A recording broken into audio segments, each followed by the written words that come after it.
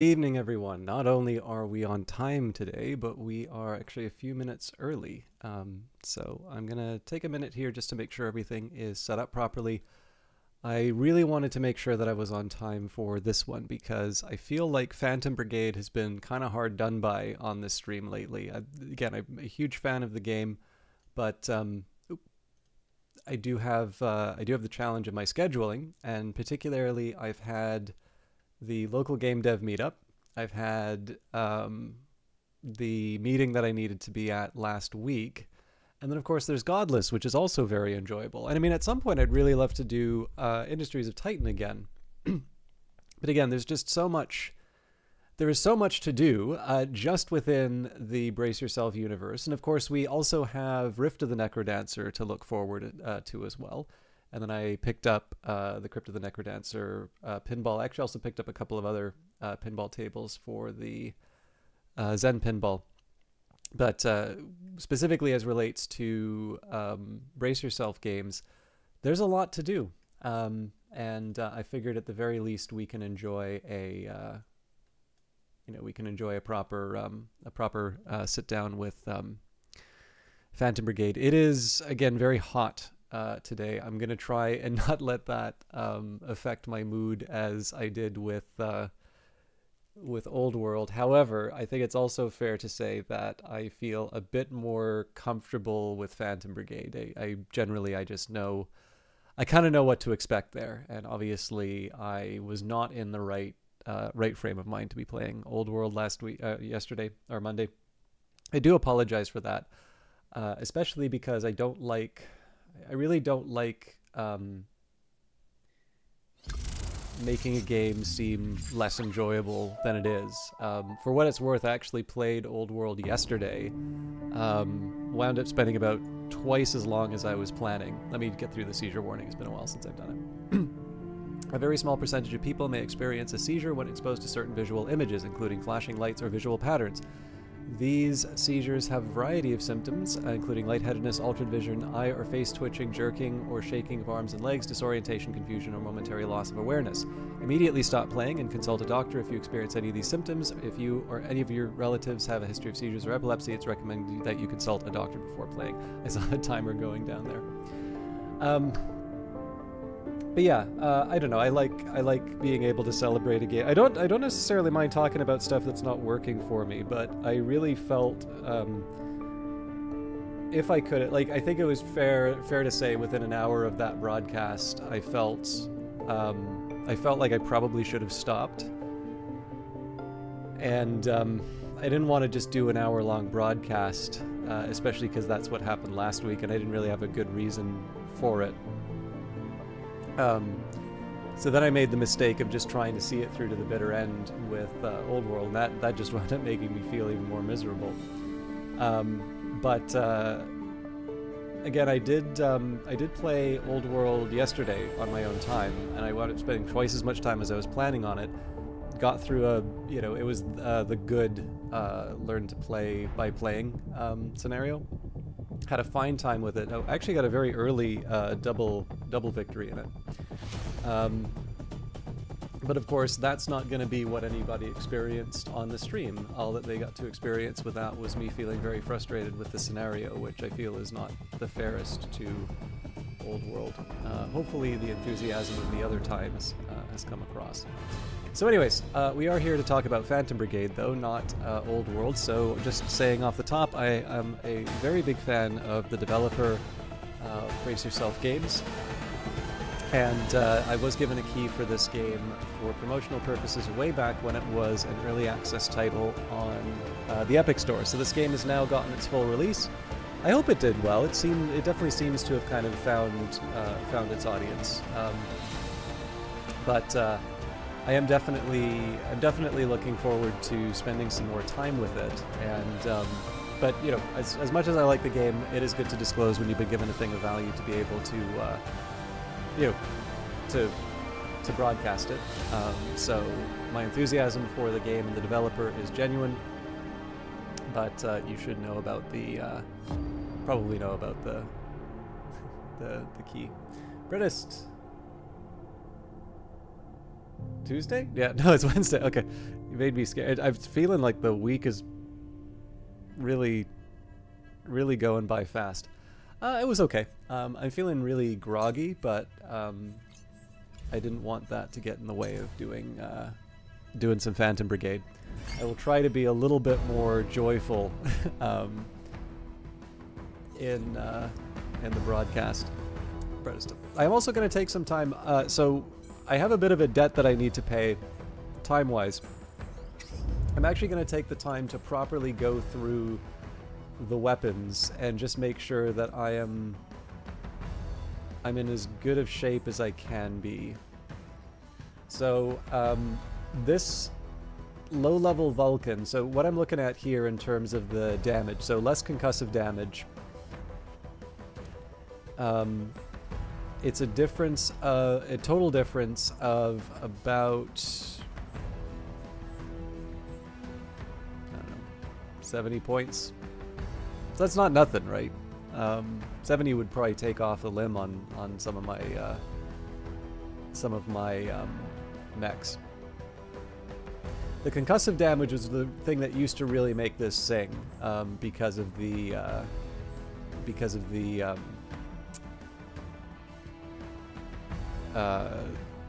just you could usually knock out a pilot off of it. But yeah, so I think I'm going to keep the Vulcan here. So the aero torso. First of all, so the thing we're really trying to work on here is the speed for the mech. So I've got an overdrive reactor, which has a very... that's probably the highest power that I'm going to see. Going through all this. It's not as bad as it looks. I will actually say in early access there were a few... I think I understood a few things less well in early access. And I don't think that's just a question of me learning the game better. I think that there has been some effort in terms of showing the player what matters and how it goes. So like for instance, if you take a look at that Vulcan breakdown, so you first of all have 3 types of damage, and if you mouse over it, it'll tell you what each of those damage types are. So in this case here, kinetic damage is basically the damage that you would expect a bullet to do, right? How much damage does it do to your enemy? Concussion is a measure of the amount of damage that it will do to the pilot. So it's possible to knock out pilots, a little bit like in Battletech. I'm sure they do that in other mech games too, but I know concussion is a pretty big thing in Battletech because scrap is such a big thing in Battletech. And then impact is probably the one that might be a little bit of a confusing one for people. And that's basically the ability of your weapon to destroy cover. And I've never... like, you get 4 mechs in the Phantom Brigade, so in the end, I've never found myself in a situation where I've said, you know, I really need to give up some... I really need to give up the ability to destroy an enemy unit so that I can take apart their cover. There may be a time where that changes. I mean, I don't know what the plan is for the future of the game or not, but in terms of my own play style, I think being able to end the enemy in terms of either taking out the pilot or taking out the mech is a bit more valuable for me. But, you know, on the margin, if everything else is equal, you know, kinetic and concussion, I would go for something with a higher impact. So it's divided into 3 different categories. So the action would basically be if you ran the entire duration with this weapon. So if you sat down and just constantly fired it at someone and every bullet hit, you're doing a total amount of damage, 1,168. Olaf, how you doing?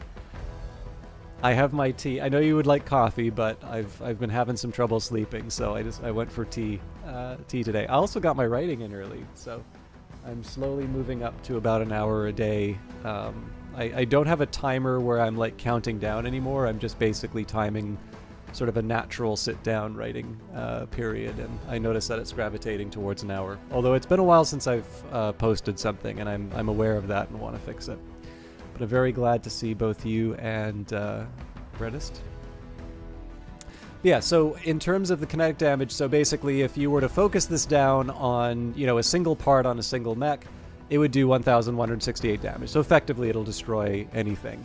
Now, it's also fair to say that you're never going to have every bullet hit the exact same spot. It's Yorkshire Gold. I feel that there's a Does it have the royal seal? I know everything changes when you switch monarchs, so I don't know if it has. Oh God, why can I not remember the official designation? Anyways. Yeah, inevitably Spiffing Brett. I've never really watched his stuff. Like, I've seen a couple of his videos. They're very enjoyable. Like, I don't dislike them. But it's tough just because, like, I got to try it when I was in the UK, and I very much liked it. So this place called David's Tea, which is, like, okay, but the last couple of times I went in there, they were really heavy on, like, trying to push me up in terms of the tea that I wanted, and like it was a flavored tea. I didn't like them, and it's kind of funny too because like I say I don't really drink flavored teas, but like I'm totally fine with Earl Grey. I like Earl Grey, and that is probably the most prototypical example of a flavored tea. But I'm thinking like, you know, strawberries and cream tea, where like basically they just put all the sugar and the or aspartame or whatever it is they put inside of it. Like it's basically you're not really into tea. Like what you're really getting is kind of like the sort of thing you might pick up at a Starbucks. And, you know, they've just kind of prepackaged it with your, you know, your, whatchamacallit, the, you know, the syrups or whatever that would put in. So like when I say like, I am cheap. So like when I buy the Earl Grey from them, it's because like I like it. It is also because it's inexpensive, but, there's a green tea that they have that's kind of equivalent to it. And again, it's just kind of nice to have a go-to. But yeah, I found that I think they're getting aggressive enough in trying to steer me away from what my regular tea is, and it's getting annoying enough that I've been kind of looking for something a little bit more reliable, and you know. The Yorkshire and Yorkshire Gold it's actually started to be stocked on the shelves in the place I normally go for like just kind of the everyday essentials, and there was like a discount on tea, and then like again this coincides with my trip to the UK, where that was like the only thing that was available where I was at, and was really good. So you know, and of course they get the free word of mouth, and clearly not the Spiffing Brit, but I've actually been reading a bit in terms of some marketing stuff, and it's exactly conversations like that. So there's an interesting, sorry, this is totally not Phantom Brigade related, but I do think this stuff is interesting. So there's a study that was done in terms of word of mouth, and it's kind of this idea of like interesting products and word of mouth. And intuitively, sure, right? If you've got, I don't know, a speakeasy, right? So there's like there's a bar in New York, I'm pretty sure, and there's like a hot dog. It's like a hot dog restaurant, which quite literally just only sells hot dogs. Lots of different styles of hot dog. But there's a phone booth in the back. And it's like an old retro phone booth. So if you dial 1, you know, somebody asks if you have a reservation. And anyways, eventually a secret panel moves, and in the back there's a secret bar called Please Don't Tell. And it's never advertised. It's never like it is based entirely on word of mouth. But obviously, you know, if you were to go to a place and you go into a phone booth and you have a secret bar that is literally called Please Don't Tell, you're probably going to take someone there. So that is inherently interesting, and as you might imagine, or you know, another example of this would be there's a writer's cafe in Japan, and the owner, there's like 3 modes that you can get for this, but basically the trick to it is that you cannot leave. The rules of the cafe are such that you cannot leave until you have done your assigned work, and if the cafe is closed, you stay after closing. I think you're moved out onto the into the outside though, because they use the studio for like video during the night or something like that. But like, And there's like a hard mode where like basically the owner like looks over your shoulder and is like really aggressive in making sure that you stay on task. But like that's the sort of stuff where it's like you have to tell someone about that because that's just so special and interesting. But it turns out that while that's very good for sort of the immediate word of mouth, sustained word of mouth, the thing that tends to sort of make products survive, or like the sort of thing that you'd build a business on, it actually winds up being, it's not necessarily the most exciting project. Like, the analogy that I read in the book that I've been reading on this one is the guy says, like, if you show up wearing a pirate costume to work, once, people are going to remark on it. Like that is going to be like the only topic of conversation. If you start doing that on a somewhat regular basis, it's just weird. And like people are not really going to be talking about it anymore beyond maybe the like, hey, is everything okay? Or, listen, we've got a dress code, and we expect you to hold to it or something like that. So the really attention-getting fact for me on that one was, in terms of word of mouth, Honey Nut Cheerios is apparently considerably more powerful than Disneyland. It's like Disneyland is obviously a massively popular location, like it's a huge brand. I can't think of anything that is more, I mean, it's effectively tied into the American identity at this point, it sort of feels like. And but yeah, like it's just like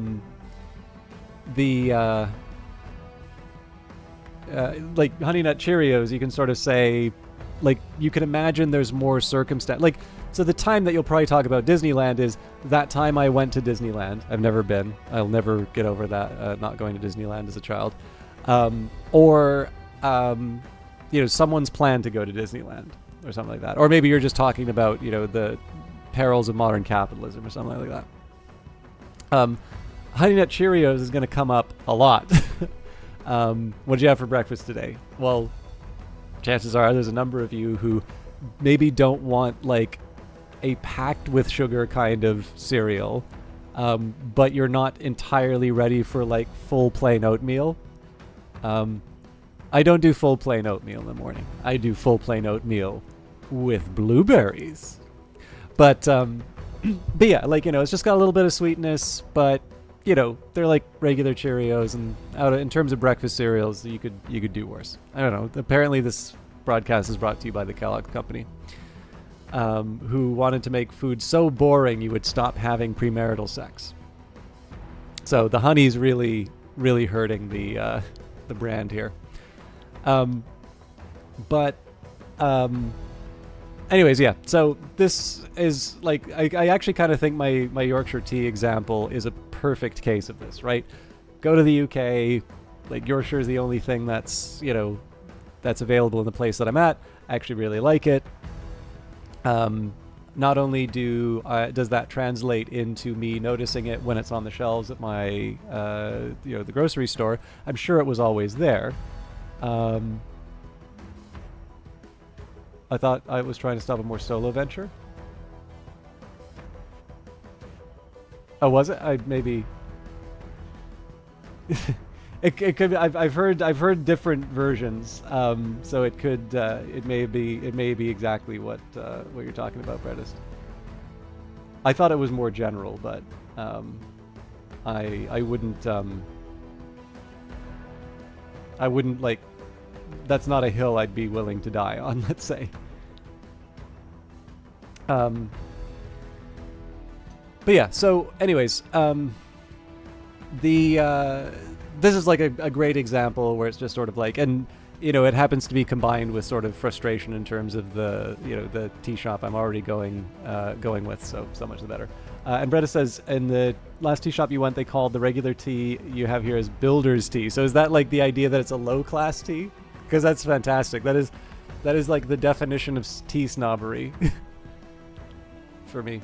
Anyways, I was talking about the Vulcan. So you can get the full action. Now the problem here with the full action is that it doesn't give you a full idea. Like, that's not a normalized measure. Like, clearly almost 1,200 points of damage is a lot, but that's over 3 seconds. So the next measure is a really common stat that you'll hear in just about every game, which is damage per second, DPS. Now, one of the problems with DPS is that it's built, I'm sure Olaf can say this because of his time in Azeroth, but like DPS is a misleading measure in and of itself. This is actually a fairly decent example of something that I run into in Cyberpunk as well, which is that it can have a high DPS, but that really only matters if you're actually able to deliver that DPS over a sustained period of time. If it just winds up being this like single shot that you do every couple of seconds, it actually makes more sense to have something that just does a lot of damage in one go. So then for that final measure, you've got the hit, and essentially each individual projectile gets a measure in terms of its damage. So 5.8 on the hit, or 0.5 concussion, or 26 for impact, but it does 202 shots. So, you know, multiply that and it'll all work. I'm sure there's probably some rounding errors here, but anyways, that's kind of the breakdown. And so again, some of this stuff, like most data, I like the availability, but it's kind of a question in terms of what I think is most relevant. So I know that this is going to be a big fixed mech, which puts out a stream of misery at the enemy. And the idea is primarily concussive damage, but I am sort of considering kinetic. And in the end here, it doesn't matter if it's action second or hit. I can roughly get an idea of how much damage this thing is putting out. So I put the 8 and the 7. As you can see here, it's comparing it to the weapon that I already have. Certainly they're doing more damage. On a per bullet level, they're doing a considerably more. So it was actually a case where I would even consider switching the weapon if I could put the extended magazine on it. And the drawback is that you'll notice a little lock beside those two modifiers. In that case, they're attached to the heavy weapon, so I'm not going to be able to change those at any point. But in this case here, I just needed to take a look at the action number. Like the scatter might be relevant at a later point. The curve in terms of the optimal range, all of those are the exact same. These take a bit longer to run. It's 4 seconds instead of 3 seconds. And then I can look at things like heat generation and all of that. Like, all of these are relevant, and all of these are things that I would want to compare at some point in the future. But in the end here, the decision really just kind of came down to what's this top line number and how does it compare to what I already have. So it is fun to play like big spreadsheety sort of games, but one of the big secrets for me in terms of making sense of them, and you can see a really clear line in terms of what I like. It comes down to, does the game give me the information I need at the time that I need it? So not to belabor the point on Old World, but the most common complaint that I had during that playthrough was, I don't understand why stuff is happening. I had one understanding of the world, and I'm now walking away with a totally different understanding of how this works. And that can be really hard to deal with. There are strategy games that I want to be better at, but I have a hard time getting a grip on. So Command Modern Operations would be an example of that, or Shadow Empires. Oddly enough, Dominions, I played more 4 than 5, but even then, Dominions 5 is one I kind of feel I was getting a bit of a handle on. But the question sometimes comes down to not just availability of information, but does the game give me the tools to focus the problem down to sort of the essential characteristics? It's actually why I struggled with Total War for a while, because it was very hard for me to sort of distinguish between the different unit types and what they would do and why I would want to build one army as opposed to another. So all in all, kudos, because I actually think this game does this reasonably well. But we do actually want to have some gameplay behind this. So the plan on this is I need to get the speed up on this one. This is by far my slowest mech. Now I also want to make sure that it doesn't overheat. So basically, speed and heat dissipation are the highest priorities for this particular mech. I've already got a very powerful reactor inside of it. So the overdrive has 85.4 power. if you just kind of, you don't, I kind of just know this from playing, but if you sort of scroll through, the only ones that have the 85.4 power are going to be, they are going to be the overdrive. And one way that you can kind of see how these different measures translate into different stats, you can see like mass and power combine to give you speed. You can see that mass and thrust combine to give you dash. There was a, or was there another one? No, it's just the two, because the class is just a function of weight. But yeah, in this case here, if I want to be improving the performance of this mech, essentially because I'm already at the highest power level, the only way that I'm going to be able to improve the speed is by improving the weight. And of course, the fastest way to improve the speed would be to have any other weapon. But I've already decided that this is the weapon that I want to keep. And so essentially what we can do to reduce the torso, or to reduce the problem of the torso so that I'm not comparing every single measure, first thing I can do is just kind of scroll through this and see, are there any torsos with a lower mass? And in this case, the answer is no. So if there was one with a lower mass, then I would think about things like the integrity and the barrier, right? Is it more or less survivable? Am I willing to take on that extra risk? Now, if it did have a lower mass, it could potentially still have lower power, and so the mech would be slower. But I would very likely be able to remove the engine, and so at that point I would start looking at different, like some of the other factors that would change my decision. Okay, so we do the same thing with the legs again. There are things that we can modify, but if we can't make the mech lighter, it doesn't matter. We've already got weight reduction on this thing too. Oh yeah, actually that's an important thing. So I should take a quick look here and just see if there are any mobility modules. So I'll remove the weight reduction just for a bit. So it's 16.3 on its own.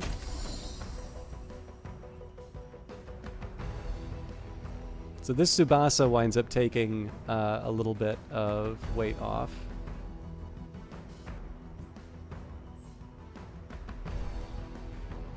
So actually, these Nox legs would potentially work. So I've got 521 integrity. We'd give up some heat dissipation on this one.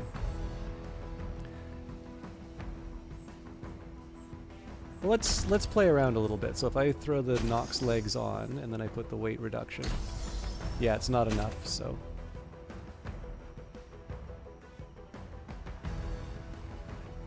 let's give them Mark 1 generator.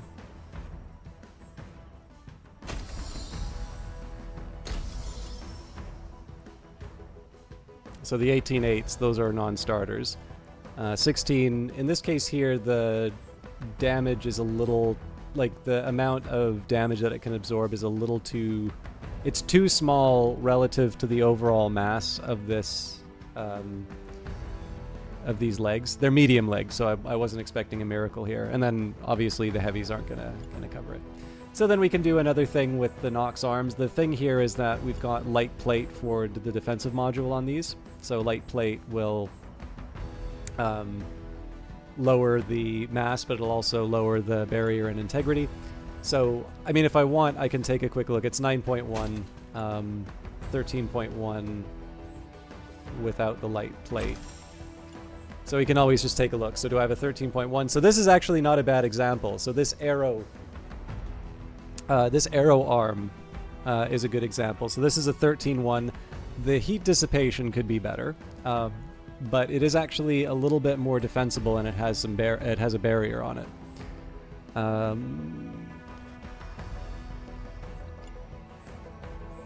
The one thing I'm a little worried about here is that the losing either arm winds up losing me the mech.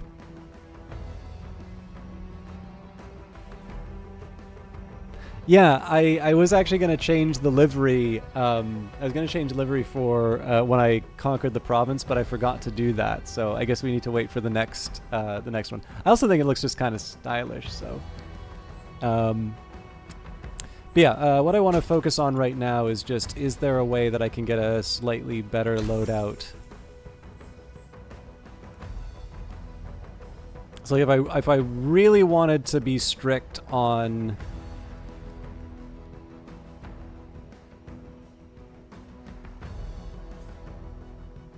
I'm almost wondering if there's like, if you would like hold down the Alt button or something like that and it tells you without modification, or at least removable modifications, that would kind of be a good way of doing these kinds of comparisons. But yeah, so this thing's sitting on a 10.2, so this is heavier with the light plate attached, so we can't use that. This one's got a hollow plate, so similar argument there.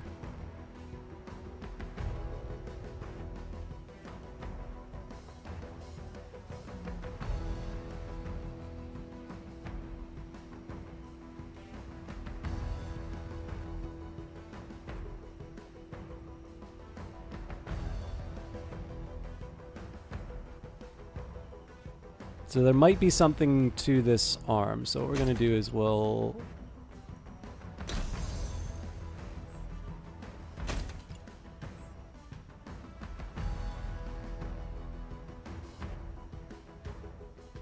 Okay, so this, the trade-off basically is this one has slightly better heat dissipation, which is not irrelevant.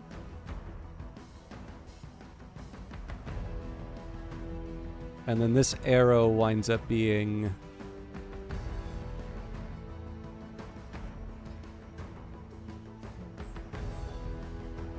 Yeah, you know what? I hate to say this. So if I put the light plate on it, if I don't get... Yeah, it's still 21. Okay, so I think I know why I know why I built it this way. This one has very good heat dissipation. And because I can't get the extra speed out of it, I didn't really see the value in going elsewhere. And because this is a 12.3 weight, we've kind of already done this song and dance, so I'm not going to bother with the second set here. So essentially, as far as the Manticore is concerned, we're good. So next priority. Maximum speed for a mech is 28. So as long as I can preserve the 28 speed, we're good. Now, I have noticed that I am running into some heat trouble with this mech. So one obvious step would be move from the overdrive reactor. So the overdrive reactor has a heat capacity of 85 in exchange for that 85.4. One of the interesting questions would be, is there a way for me to do a similar mech, but to do it with the higher heat capacity, which of course implies lower power. So the next lowest looks like it's 80. I thought I saw an 83, so okay, 83.2. So there's the takeoff. That's interesting. So the overdrive, 110, 15, 85, 85.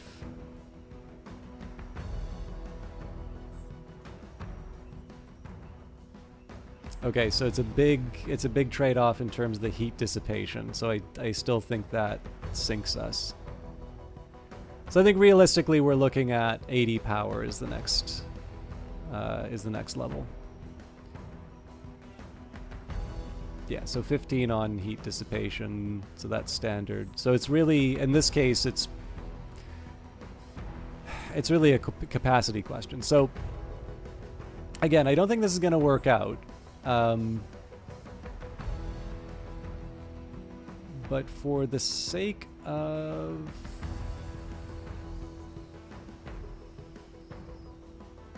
Interesting. This one kind of goes to 11. I'm actually willing to guess if I... Okay, that's still a 26. Never mind.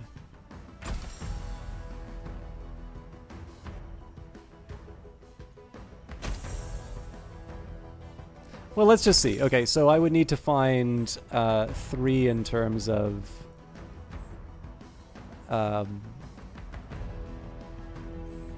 the weight.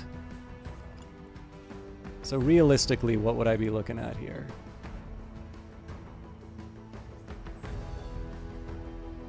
The light plate gets me 30%. Let's just take a... We'll just knock a third off.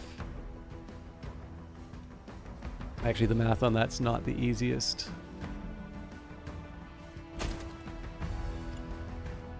Okay, 25.9.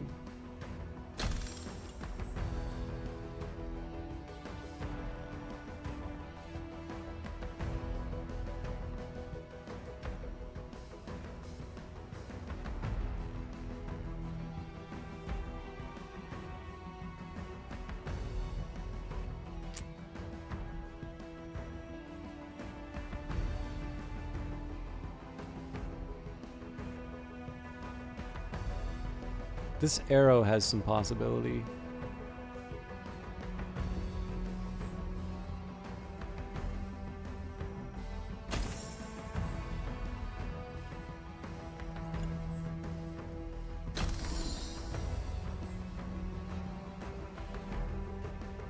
So if we give this the overdrive... Sorry, the overdrive... Oh no, I can't because it has... Yeah. I messed up.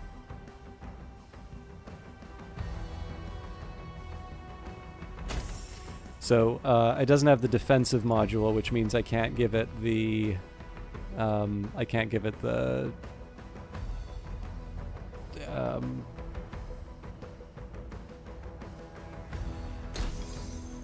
I can't give it the light plate, which makes the whole thing work. Okay, so let's take a beat. So this Elbrus has reinforced plate, but it's 32. Okay, so if I'm fixing this, I'm not fixing it in the torso. These Vidar legs are pretty good for heat dissipation, although it looks like the Nox legs are even better. Well, okay, that's really interesting.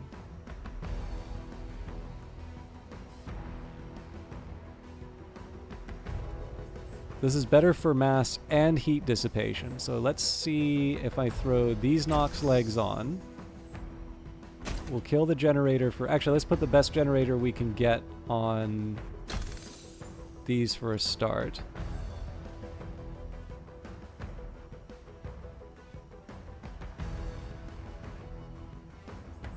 So if I replace this with a standard core now, we're still at 28. Okay, so this is already interesting, right? So what I was able to do here was I was able to... I had to give up some armor on the legs. So I can even put a generator 1 in that. Weight reduction? Yep. Cool. So I have to put something in, but won't do the hydraulics. I was just curious.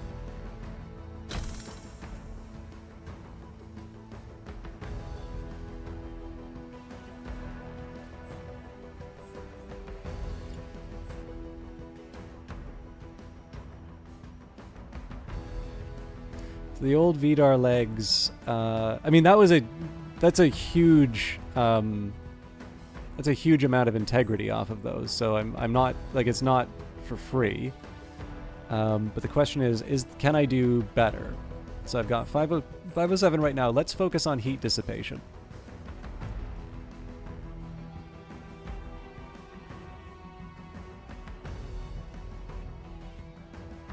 Yeah, so the light legs will help me out heat dissipation wise. But I don't think...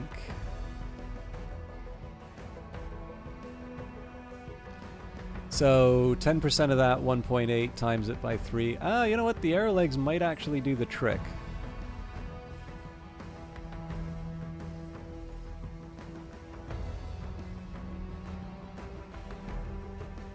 So the Tsubasa's got the arguably the best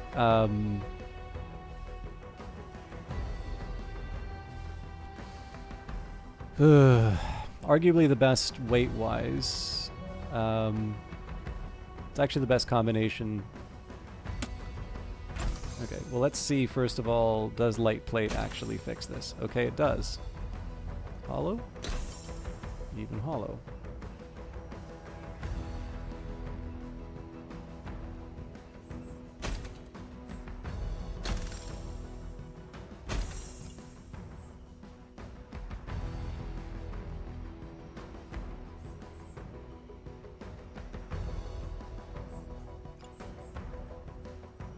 So again, the I've given up quite a bit of survivability. I've gone from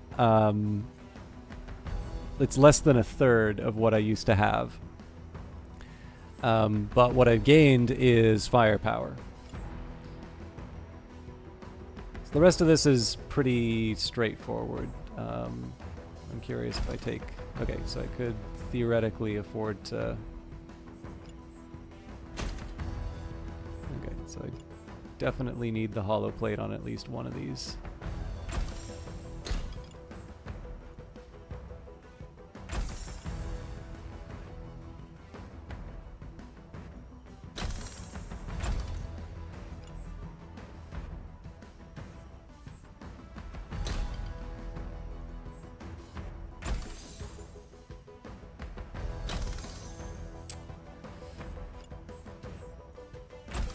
Cool.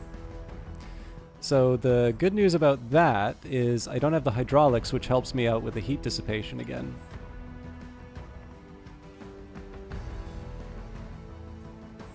So the base weight for this thing is 11.5.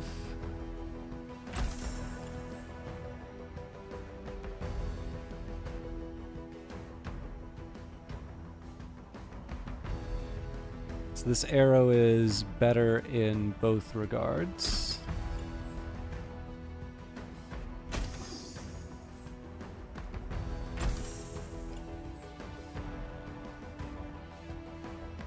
Oh, right. I just replaced it with the exact same. Never mind.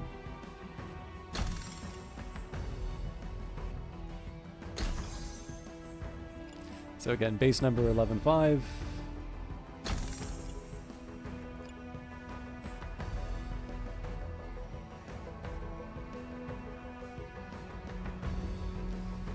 Okay, that's already sitting on a light plate and it has lower heat dissipation, so that's not as interesting.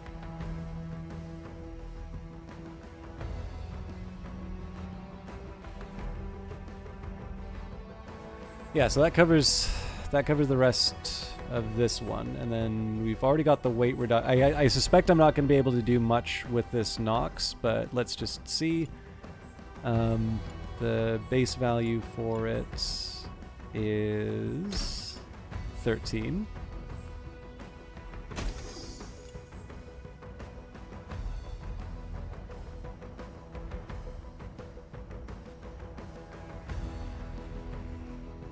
And this has... Oh, it's a defense module.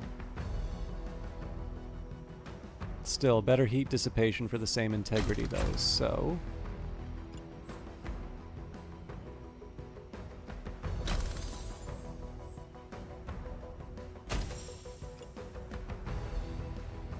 Well... Technically, but not really. So just find the one without... So the drawback here, if I take this Nox...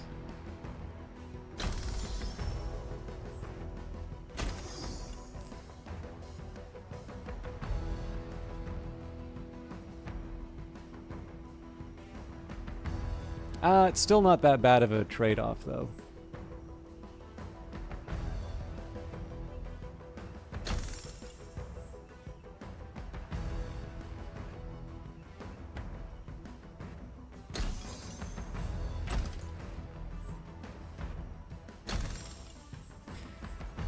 So yeah, it's comparable integrity and better heat dissipation. I'm kind of overcompensating on the heat dissipation at this point, but... Okay, now these reinforced plates should probably be... Okay, yeah, the improved cooling point is the one I should be looking for, so I do that, take off the reinforced... There we go.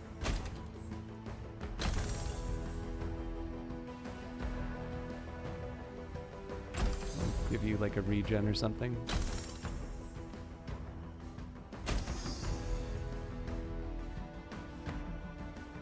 Yeah, so I mean I think this is as good as I'm gonna get. I guess the only other thing I could think of would be to mess around with these.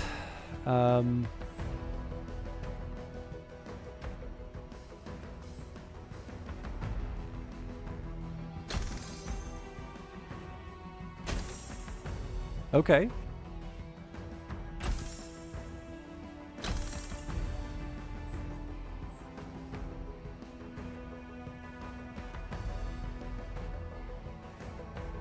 I'm not opposed to trying this out. I mean, again, I've sort of hollowed out this. I've hollowed out my my run and gun guy, but that's not, like, I don't think that's the worst thing that can happen to them, because their whole existence is about running around on the battlefield and not getting hit. So we'll see whether or not this translates into actual. We'll see if this actually translates into the like a improved battlefield performance. So if I'm able to just constantly keep the assault attacks down, then I'm going to keep the configuration. If not, I should probably go back to those VDAR legs.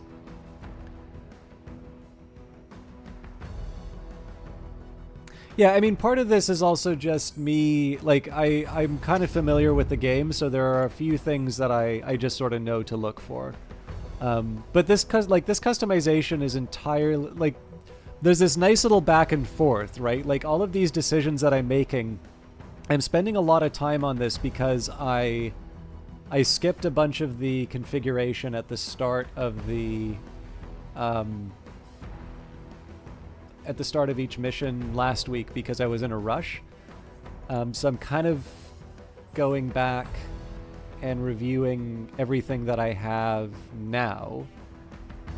But like, I'm also responding to the fact that there were some things that I feel like I could have done better. Or like, there are maybe some things that I could have, there are some things that could have, how do I put it? I feel like I could have, there are some things that, like, didn't work for me in terms of how the team was working. So, like, this is another good example here where attack, or is it attack? Yeah, I'm pretty sure this is the heat measure down below. Yeah, so peak heat of 75 out of 88. That's based on one attack. So one thing I can do, I can boost the heat capacity, but I can also increase my heat dissipation. So if I wanted, I'm not necessarily going to do it here, but just as an example, if I needed, I could try and go to a standard generator here, so we're down to 25, and if I can find the efficiencies in terms of weight, we're good to go. For now, I'm going to stick with the overdrive. The other option I have would be, you know, I've got my weight reduction now. As you can see here, the generator really makes this thing sing.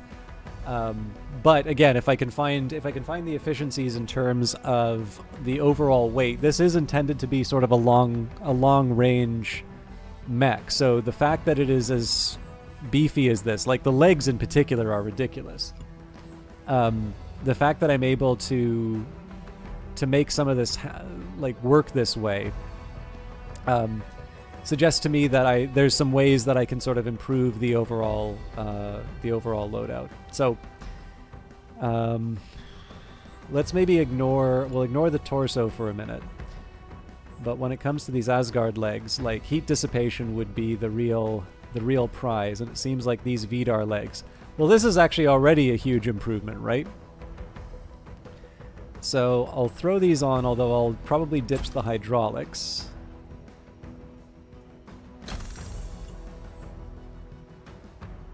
So this is, of course, what doing all these changes got me. So I'm going to put the Generator Mark II on this one, just because that's going to give me the ability to mess around with some of the other things on this mech.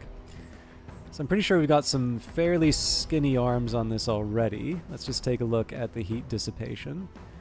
So the NOx with this heat sink. Well, there's an increase in mass though, so and I wouldn't be able to offset that with the offensive module. So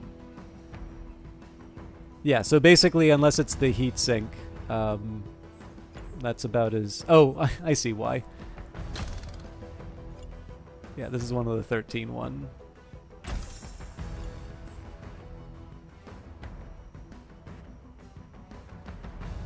But yeah, the trick on this is that there's still...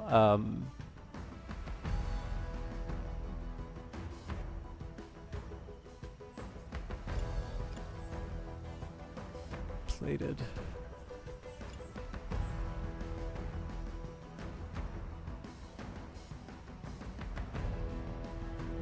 Yeah, so none of them really have the heat dissipation that I need.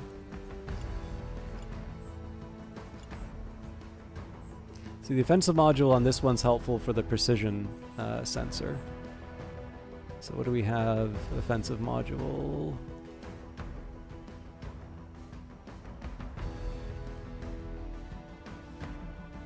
Okay. There's possibilities here.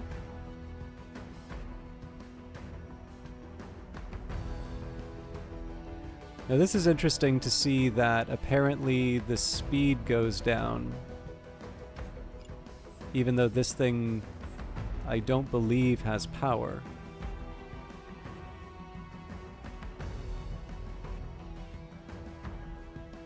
So what is this? Oh, I get why. Yeah, so if we, let's take off the precision sensor.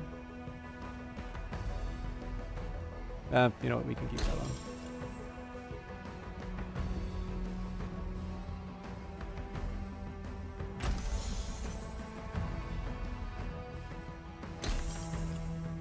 So now that it's apples to apples, hey, what do you know? Or was it the Asgard? Okay, now I need to find the one with the precision sensor.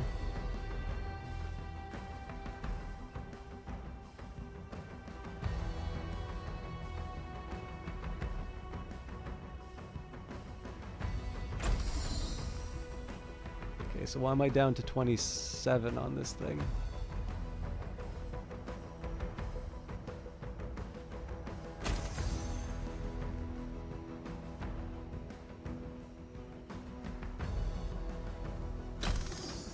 Okay, it was this one. So this is the lightest I can get on that arm without messing with my... So let's go back to thinking about heat dissipation. Yeah, so this knocks... So like what this kind of comes back to that original question, right? We can actually do better in terms of heat dissipation with this arm, conditional on me finding some space in terms of my weight elsewhere. But what it does invite are kind of questions like, okay, so, like, given what I've got here, so I think the hot rod doesn't have a power cost. Yeah. It's like what this comes down to, it's like, all right, I've already kind of cut this thing to the bone in terms of my weight trade-offs. Obviously, if I kick out the generator here, that creates problems. So what it comes down to, is there a torso?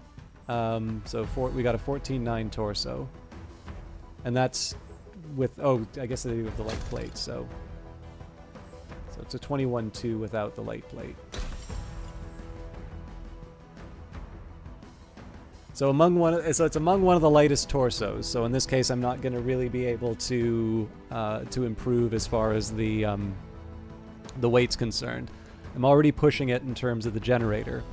So the question kind of becomes, realistically, where is the weight that I need to get this thing down to a 28? And again, in fairness, this is a sniper, like it maybe doesn't have to be the fastest moving, but overall we've still shaved a little bit off the heat dissipation, so I like where the longbow is. And then finally the protector, if I can, I'm going to try and get the speed up, but this one really is intended to be taking the enemy fire. So we can get a significant improvement in terms of its speed as long as I'm willing to give up the machine gun that I've got. Actually, this is the concussive one, so I think I am going to put the Typhoon back on. So that's already a huge improvement movement-wise. And again, the idea here is that I'm going to try and combine it with the Vulcan to knock down an enemy.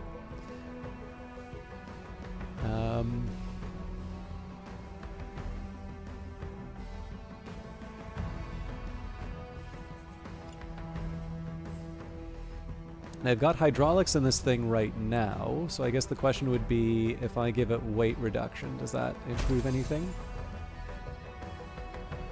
Interesting. So I'm a heavy class again, which is good, and I don't have to worry about the heat. I don't think we can give up the overdrive core. So I suppose the other question would be, is there anything... Okay, so the Svalin shield I think is the best that I've got shield-wise. Let's just double-check that. There's apparently an even better one, but yeah, it's not that big of a difference for a huge change in terms of the mass. So I don't think we're going to do that. Yeah, so I'm not changing the overdrive. The only other thing that might compel me would be if the integrity is different. So I mean, this Nox, I don't dislike the Nox here. It is a little bit lighter, which would give me some flexibility. I would have to have the Atlas thruster, which might be a problem. And I don't have a mobility module, so I wouldn't be able to weight reduce it. Although that wouldn't matter because I'm at 28 after the weight reduction. Okay, well let's give this a try with the overdrive core.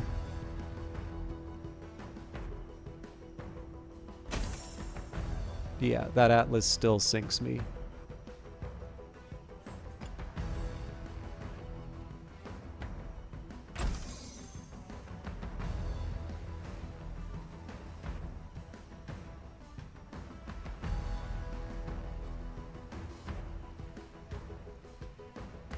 And then, like, some of these other ones I'm, like, willing to entertain, so, you know, this Nox, it's kind of tempting. It's a little bit less integrity.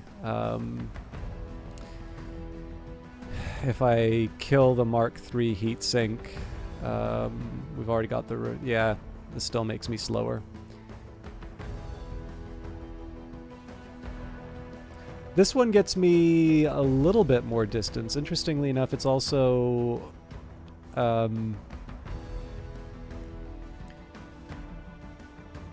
it's also on a restoration core, so...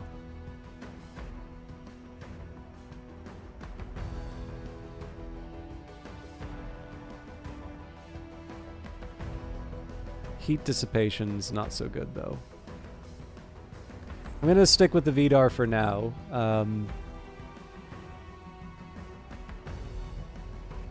So the Asgard legs are tempting.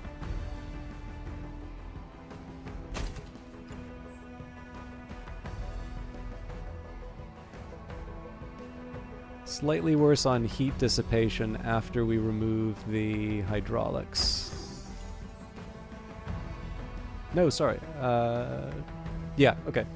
So let's give you good old-fashioned generator.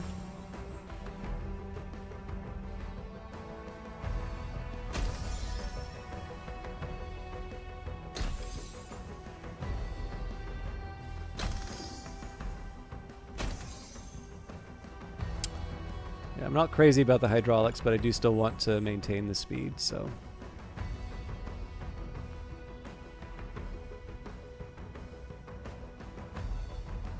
So I guess the question is, did I actually wind up with a better... No, I wound up with something worse. Oop.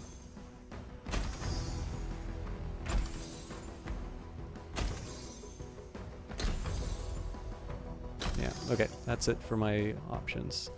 That's a shame. Okay. Now I can afford a skinny arm on this one, so we've got an Aero 1L with light plate, so...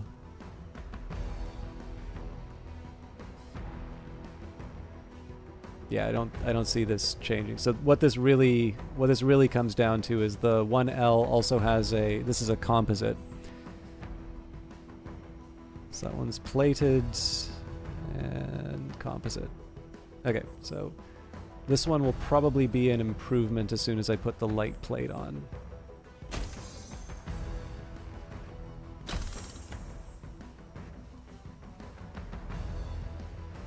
Yeah, by a fair margin, actually. Okay, that's good to know. And then finally the Nox 3H. they're both level 7s. This one has got plated 3 compared to composite 2.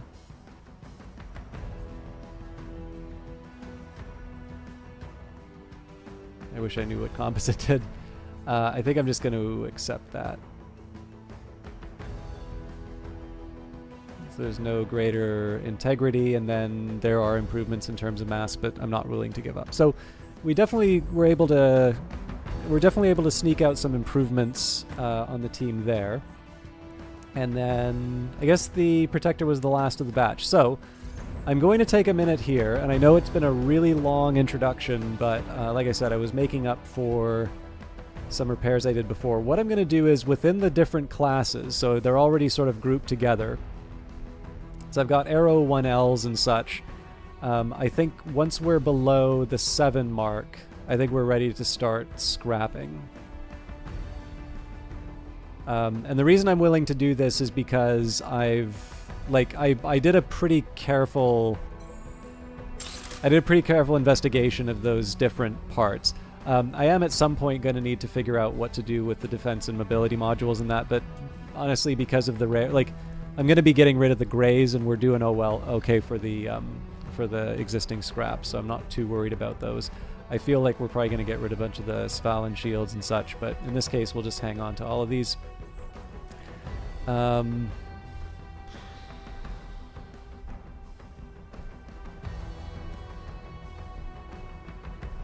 don't think we really need the Glory Dog anymore.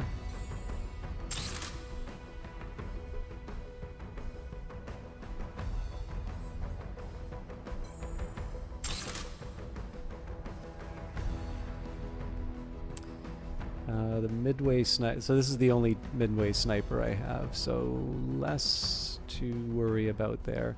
Between these two, higher impact.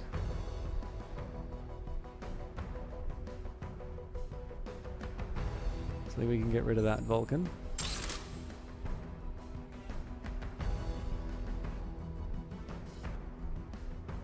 Can't see a wide hang on to this Hurricane. The missile launchers I think I have to just hold on to.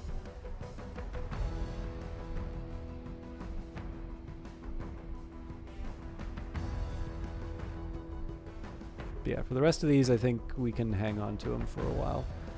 Lower body, we're doing okay. I don't know if I want to get rid of these Asgard legs quite yet. They are level 6, so I guess I did say below 7. Now, you know what? We made our choice.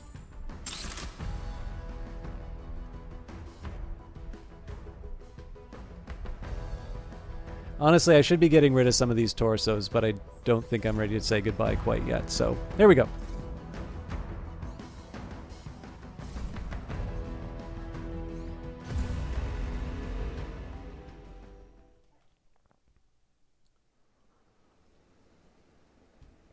So the next batch of... You can never pick the cutest legs because... Commander, the base is circled around the perimeter. We're ready to pick the squad up if needed. The enemy will hold the site if you do so. Careful, do not damage key civilian locations. We're here to protect them.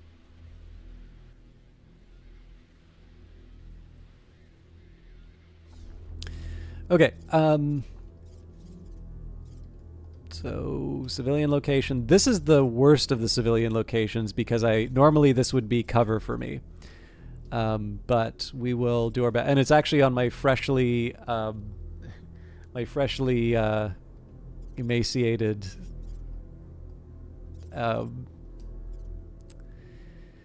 there's a third building.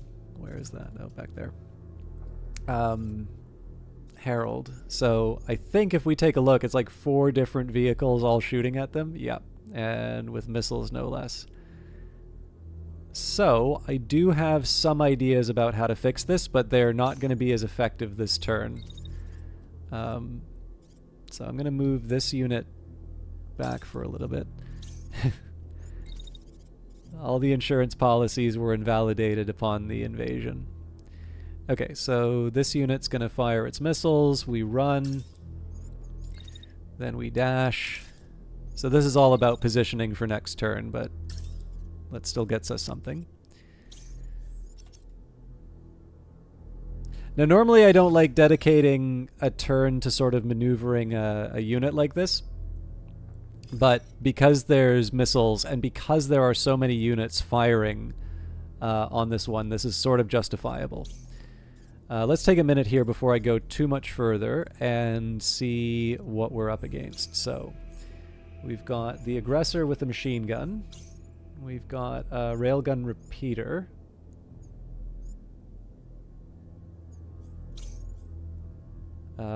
Dedicated missile platform. Incendiary repeater. A tank with an assault rifle.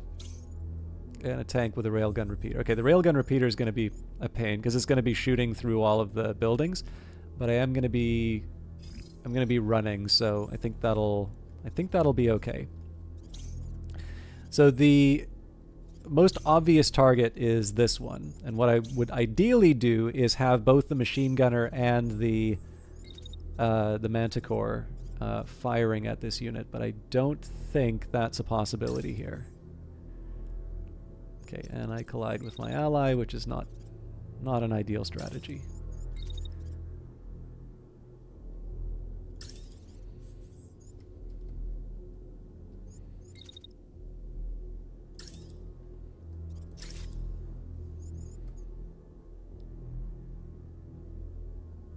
Okay, so the tank kind of gets in the way at the end of that, but...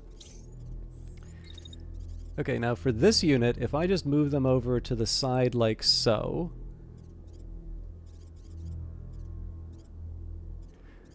So honestly, the ideal would be I just jump in and take them out like this, but I think what I'm going to do is I'm going to move around the edge like this.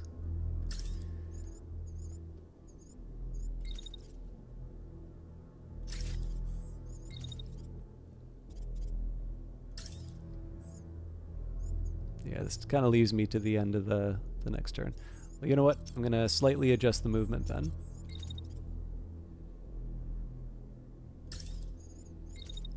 So that gives the missiles some time to travel. More importantly, it lets me set up behind one of the buildings. So the problem here is that I've separated the two concussive weapons, but I was sort of forced to just because of the way the turn worked out. So what I will try to do for revenge, that marksman should kind of be enough to eat a tank. So we deliver the one shot, and then we should still be able to move around the side.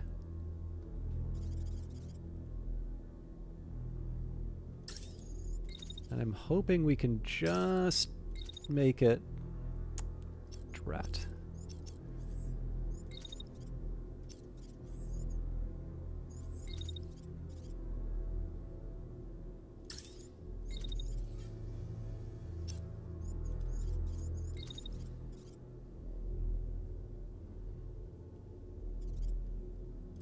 Okay, so again, we set up for the next turn doing this. So my overall assessment of this plan is that it doesn't do enough damage. It spends too much time running from the rockets, but I think we're going to be able to get the payoff next turn.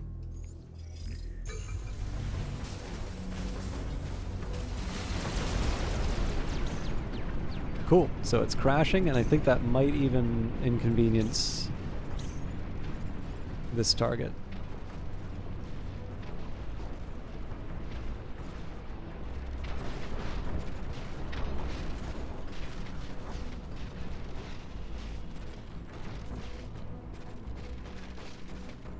I think I was too early on the dashes for these, but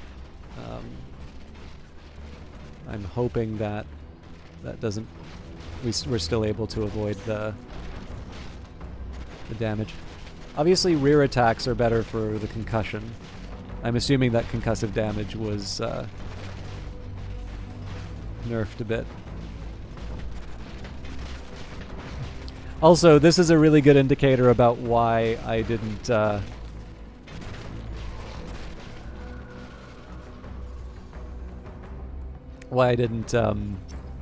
hide behind this building. Okay, so the missiles are still on their way. It looks like people are already getting ready to fire at me. So I'm going to start with a big dash like so. Actually, looks like they want my blood. I'm going to slightly adjust the way that I'm doing this. So we'll start with the run like so. And then just as we're about to cross into the danger zone, I'm going to zip like this. Oh, this will be fun.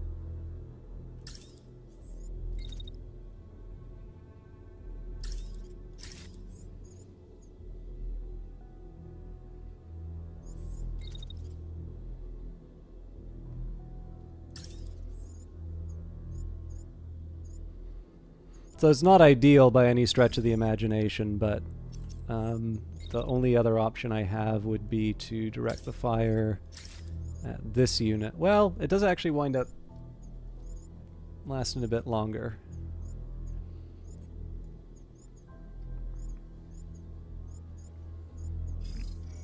And again, the intention here is to make sure that the missiles aren't actually hitting my ally in this case. So, next thing I'm going to do, dash once.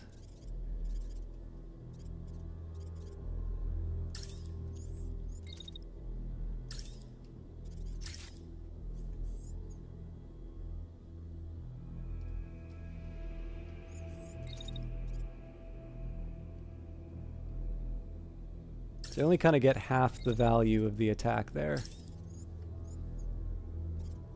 So I don't know how well that's going to work, but I really don't want to be spending any more time dodging rockets. Like, this is the time for me to recoup.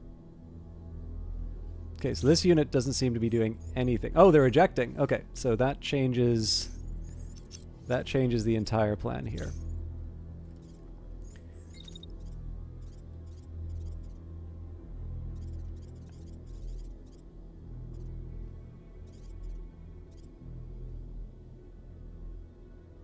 That strikes me as a perfect recipe for friendly fire.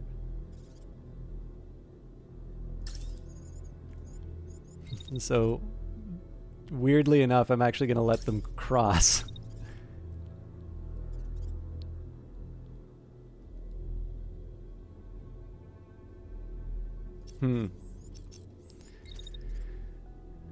Okay, so this is by far a much better opportunity.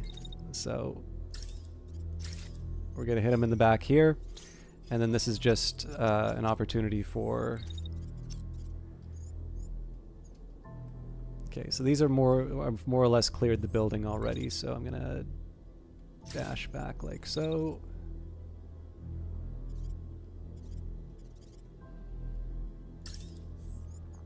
I'm probably going to wind up taking some damage, but this is the tanky mech, so I might even be able to throw up the shield.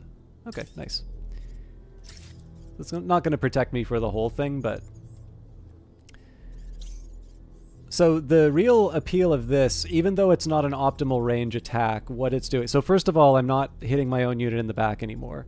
But second of all, what this accomplishes is it's a rear attack. So they've got the 36 in terms of their health, and I'm hitting them with a high concussive weapon in the back. So in this case, it's not a slam dunk, let's say, but it's something I should feel pretty comfortable with moving into this turn. Now, I've got a very tight window for this to work, but we might be able to take out this tank before it causes us too much trouble. Yeah, I don't get the full turn on it, but...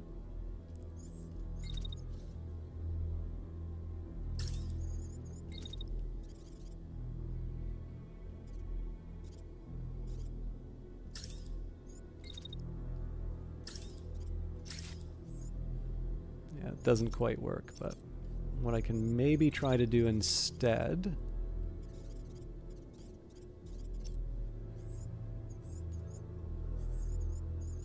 So I'm going to have to wait a little bit on the heat, but if I just dash up onto the roof... Okay, that doesn't exactly work either.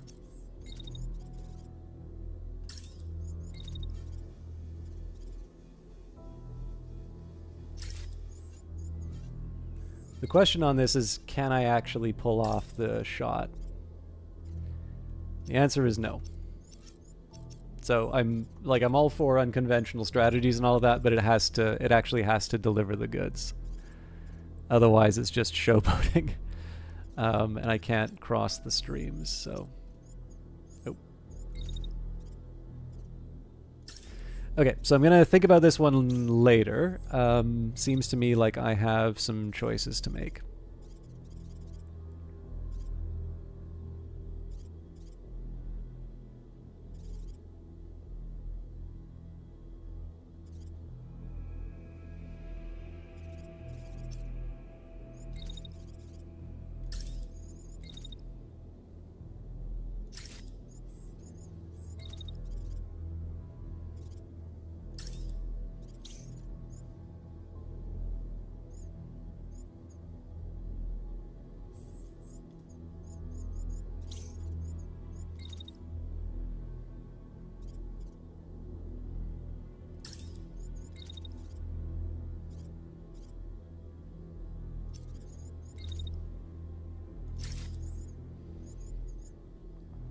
So the thing I don't like about this one is that the assault is still not doing damage.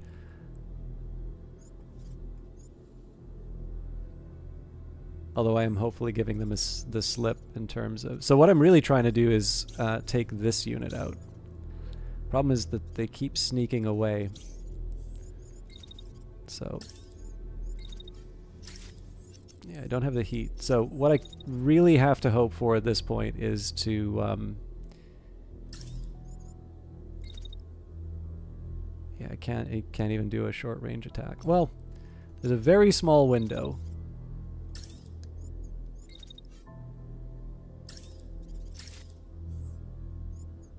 So I can get a little bit done there. And then we move... okay, this will be fun. I do want to see what happens with the missiles on this side first.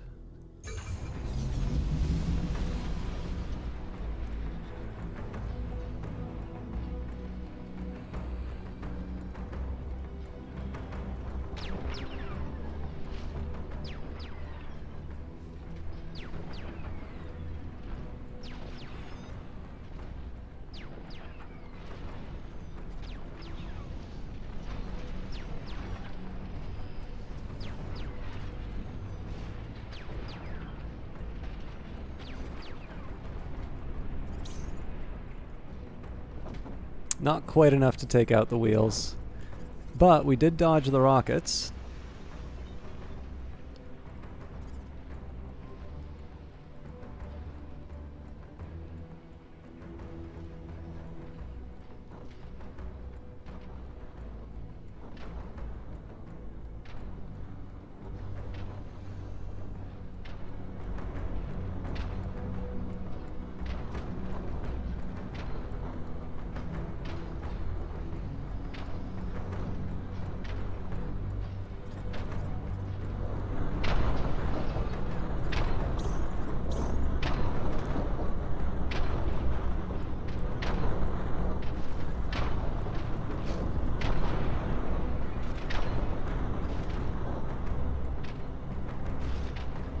I'm gonna get punished by those.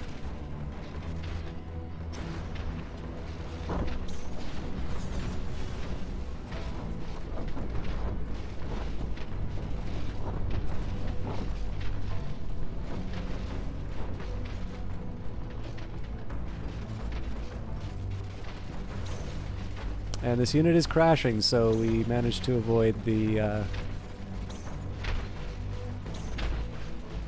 Okay, so it's on the right arm, which is the beefy one.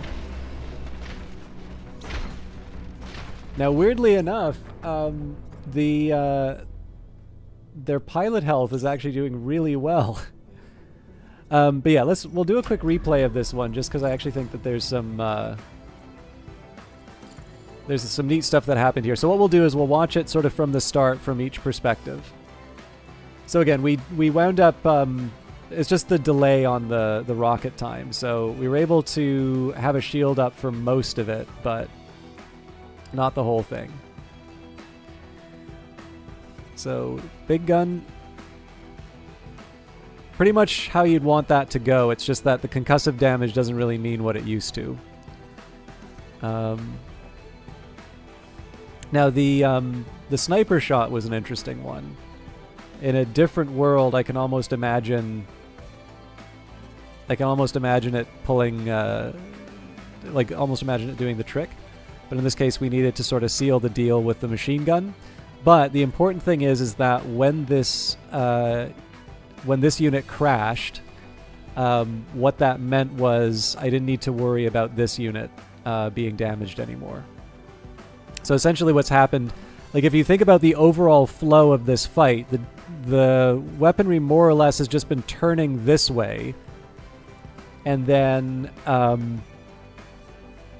when you take a look at what my units have been doing, you can notice that my most powerful firepower has been maneuvered around the end. Now, in a game like this, it can sometimes be like this. The thing I kind of need to stress, and I'm sorry, this is going to sound very self-aggrandizing. I don't actually mean it in this sense, but like this is the sort of stuff that doesn't just happen by accident.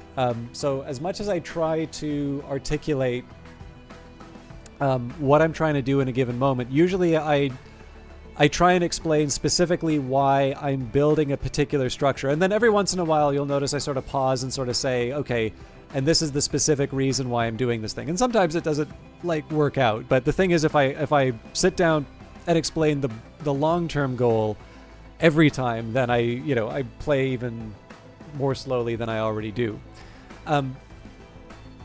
So the thing that can make it a little bit tricky in a game like this is that you are limited to these. You're limited to these sort of fixed periods. So I think it's about 5 seconds in the case of Phantom Brigade.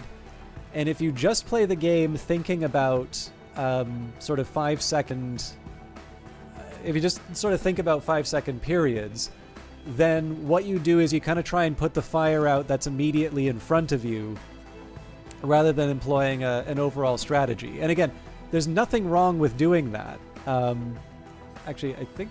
Oh no, this is the house that I needed to protect. I was a little worried when I saw some stuff crashing into the...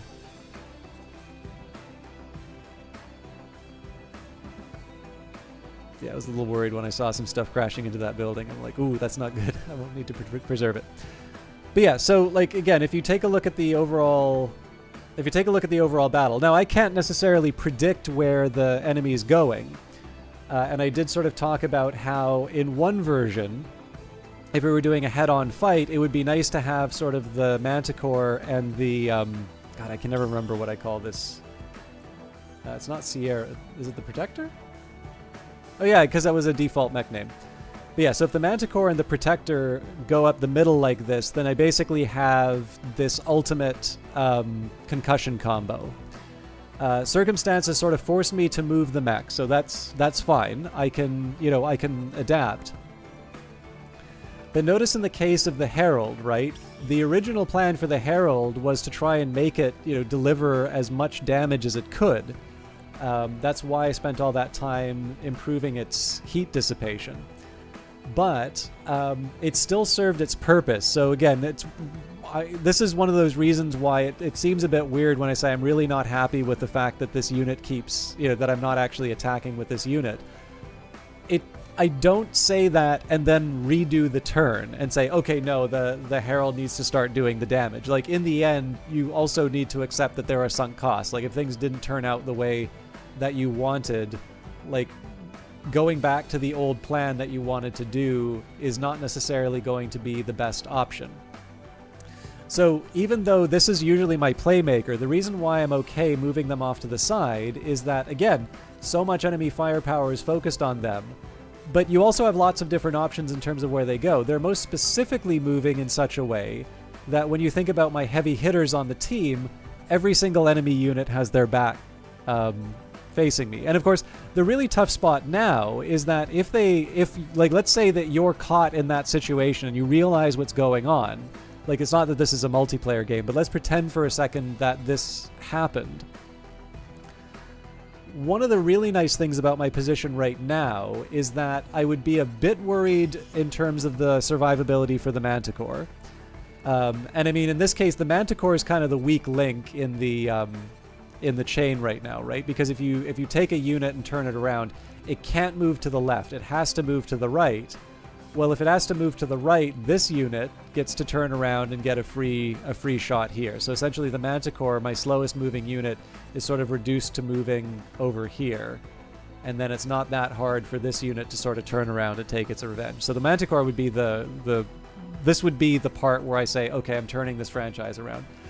But let's say for a minute that I actually did that. I'm now at a point where if this unit is turning around to deal with the Manticore, well, now my fastest moving unit, the one that can basically get anywhere on the battlefield on short notice, they're now in a perfect position to take their assault rifle, and I've got the, like, out of the most recent battles, this is going to be able to do the largest amount of damage to the back of any unit that does finally deal with the fact, like, maybe they realize, oh god, like, we've got all of the heavy guns focused on our backs here. It's too late because this unit's been able to get into position and put these guys in an impossible state.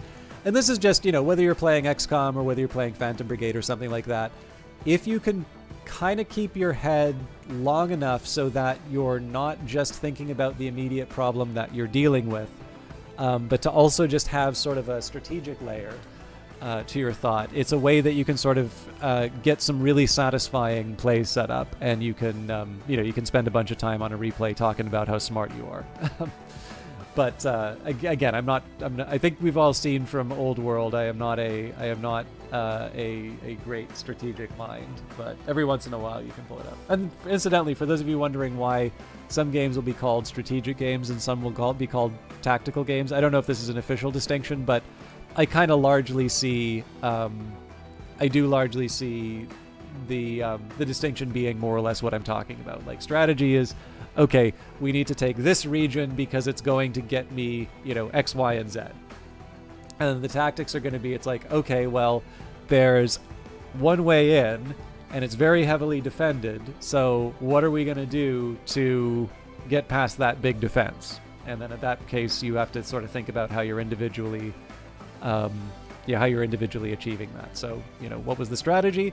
Try and get it to a point where my heaviest weapons were attacking the enemy at a vulnerable point. What were the tactics for it? Essentially sacrifice the Herald's damage output as long as they were willing to sort of keep focusing on it. And then the payoff was that they did, and I've taken out one unit, crashed a second, and then we should probably be able to take 2 units in this turn. But again, theory will only take you so far, so let's see how this turns out.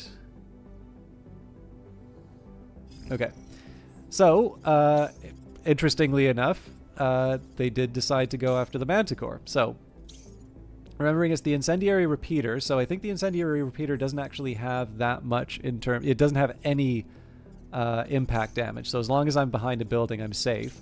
That says to me I should be focusing on this unit if I can. So give it a little...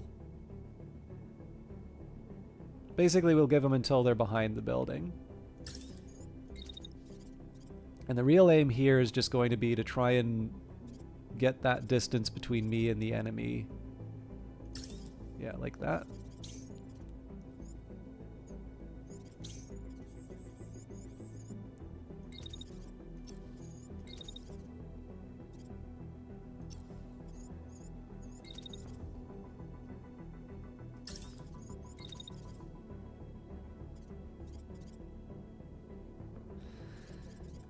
So,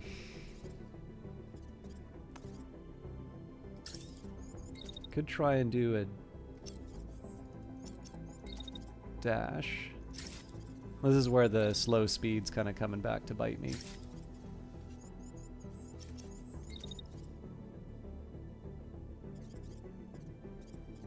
So option 1 is hide behind the building. Option 2 is to try to get to a better position, but I don't really think there is a better position.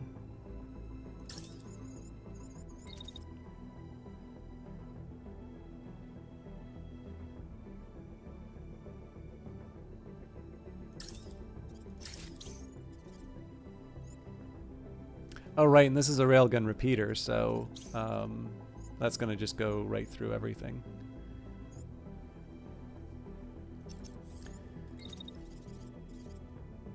If I can make it so that there's more than one building between me and the...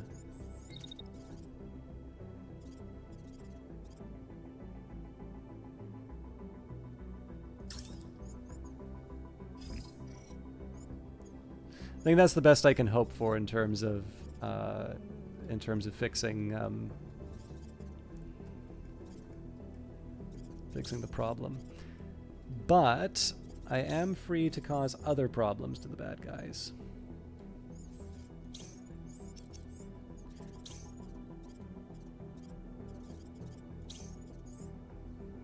This unit's still crashing. They're going to be stuck in place because they've lost both their treads, so I'm really just focused on this guy. So first thing I want to do is try and clear out the... try and clear out the missiles that are coming after me.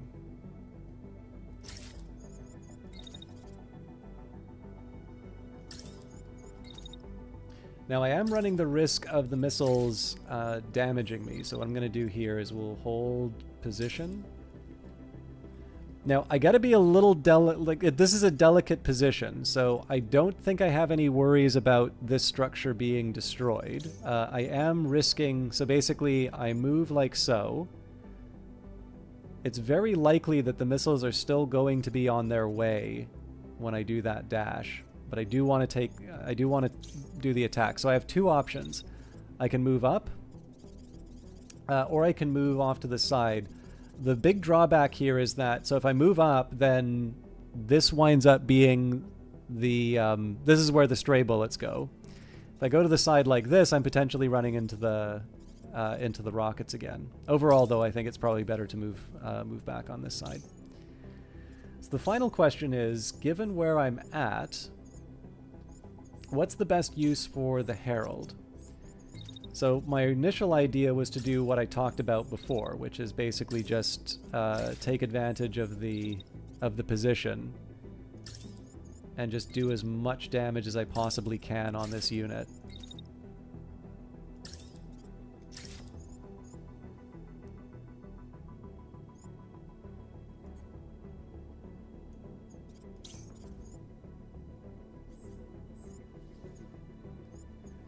So the drawback with this one is that, so I'm gonna stay put.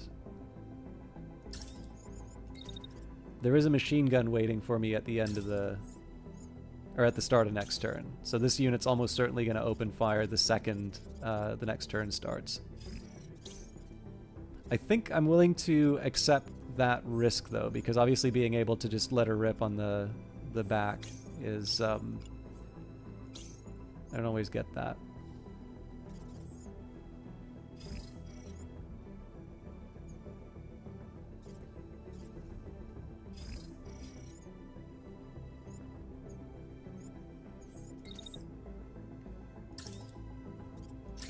This wouldn't have normally been my choice, but given that I know this unit's committed to firing at the start of the turn, I figured I might as well have a little something to show for the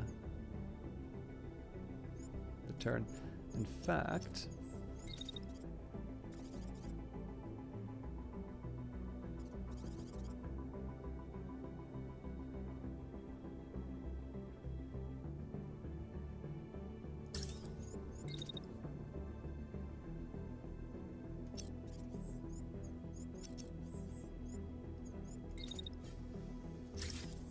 okay, so that doesn't start. It's a non-starter.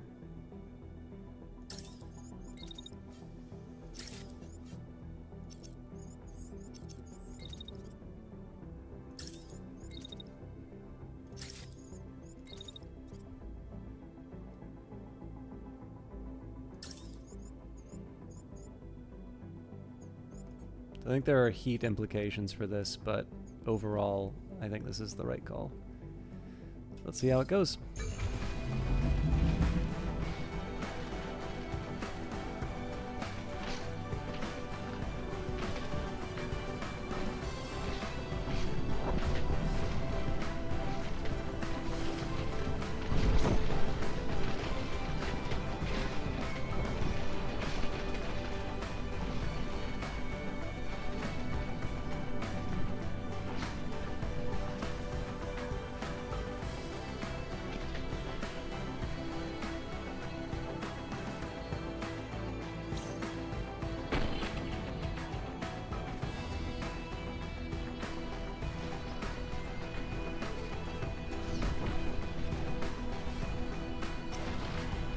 Okay, so that unit's already down as far as the shots to the back are concerned. It's not going to be enough to seal the deal on the mech, though. In fact, the rest of the shots might be wasted because it's on the ground.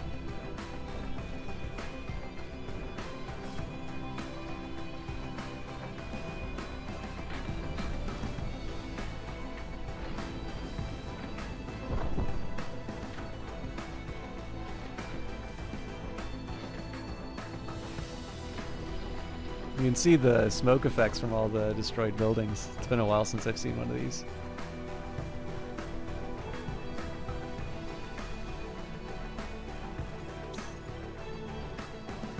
Okay, so a couple stray missiles might cause us a problem, but still worth it to take the shot.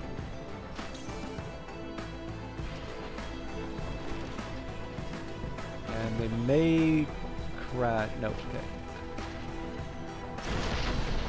Okay, so these shots may actually wind up wasted because they're on the ground. So if you notice here, the total amount of damage done while that unit was on the ground wasn't that great.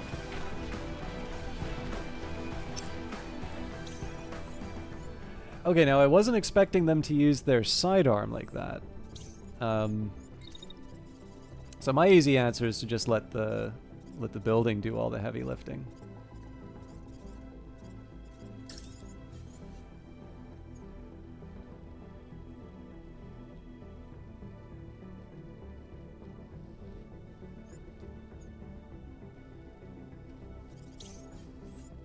Oh, and the pilot's concussed here, so yeah.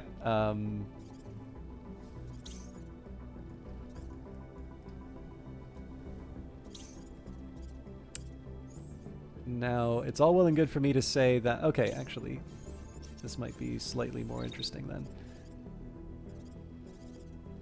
So I move around the side of the buildings like so. This is entirely designed to take this tank out.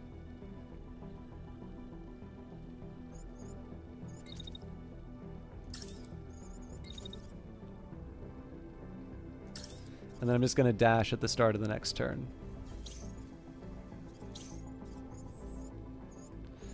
Now, the next question is there a way that I can get my heavier damage dealer in on the...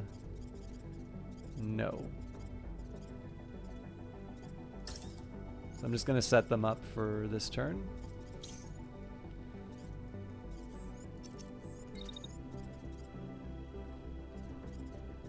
Now, my preference would be to do a shot from an angle like this, but I don't have the option. So my next best is just going to be to take the shot I can.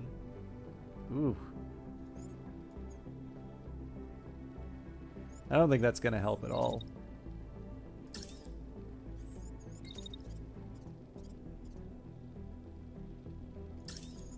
I think if I do the second attack, yeah, that's not really going to work. Yeah, so it started off well, but unfortunately I played myself into a couple corners here. This is why it's always embarrassing to talk too fondly of one's strategy, because obviously now I'm struggling to actually to seal the deal here. So let's see how this turns out. Oop, who doesn't have an order? Oh, this unit, right.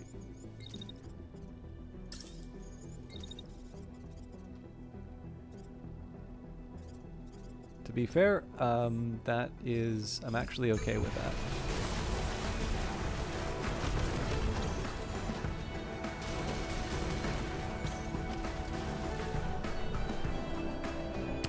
Unfortunately, I wound up with some stray rockets hitting me, and then it wasn't enough to take out this unit. So everybody's still sort of up and causing problems. But I do get some choices in terms of how I deal with it.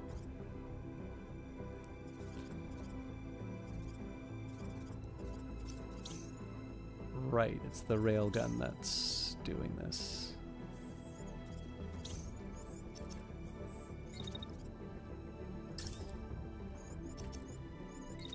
So first thing I got to do is get in close and just finish him off.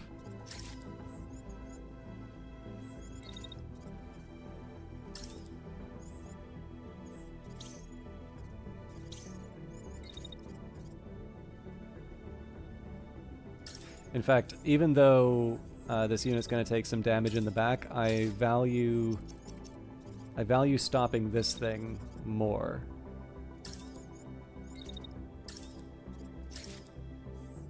Man, that is not an easy target. Oh, and you know what the problem here?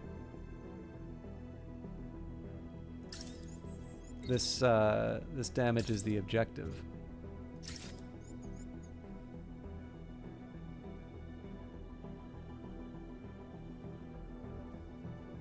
Well, I'll do the best with what I've got here.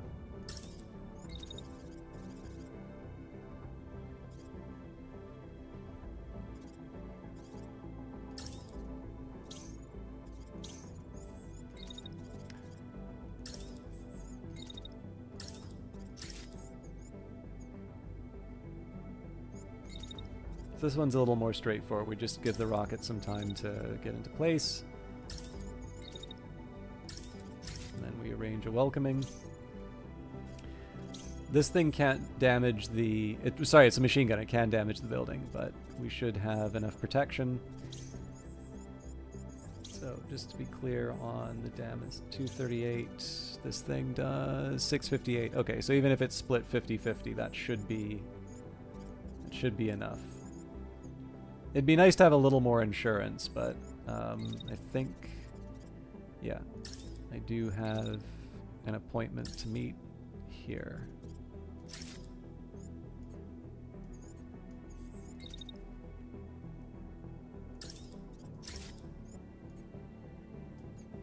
So some of that's going to go into the side of the building, but most of them will hit, so that's kind of the justification there. Now, I'm not crazy about wasting my big guy.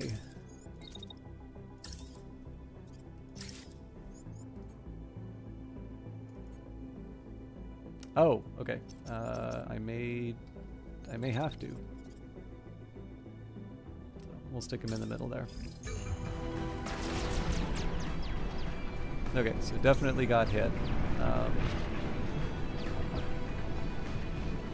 Not too much damage. Yeah, we got to take him out. Good. So in the end, the damage that I took on that was, well, that was absolutely worth it.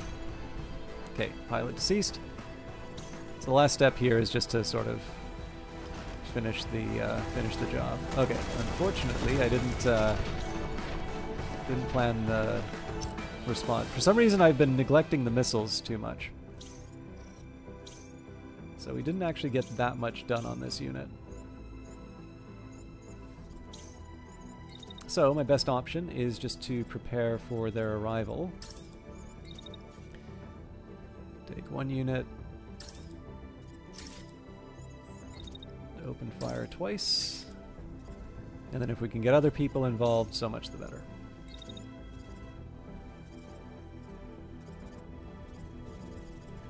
I think probably the best thing I can do here is run and dash.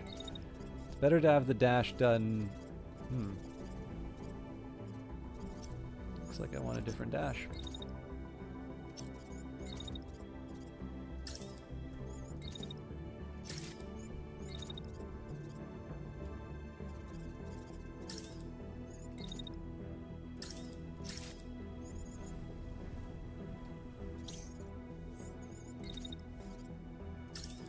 And I just wanted to move this unit off to the side so that we wouldn't get hit with any friendly fire.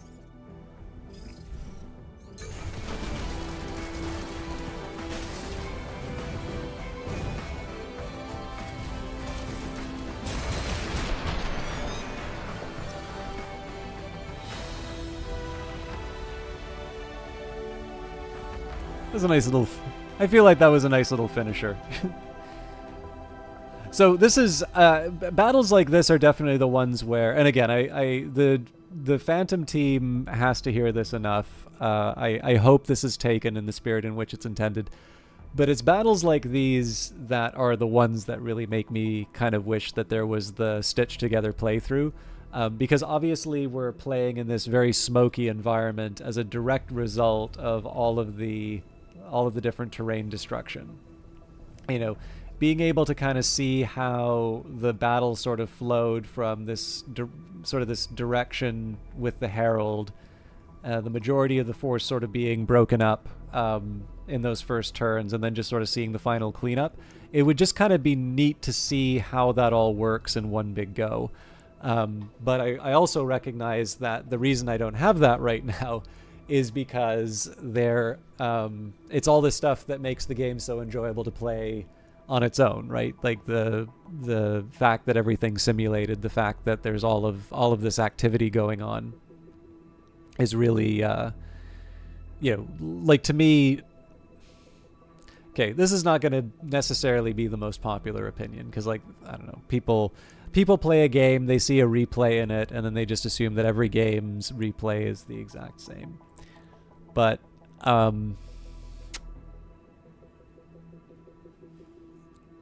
I would much prefer a game that is fun to play than, the replay feature that everybody asks about.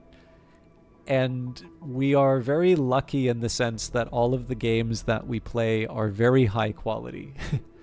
I know there's a lot of opinions in terms of what's actually, sorry, I should take a quick look here. I don't know if this game is on sale on, it is 25% off. And I need to figure out what the hell just happened, because the recent reviews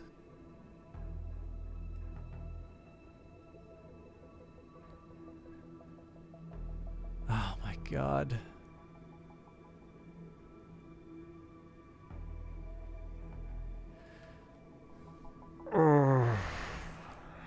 So this game is currently mostly negative under recent reviews, saying it, quote unquote, a shell of a game. So first of all, they can all shut the hell up.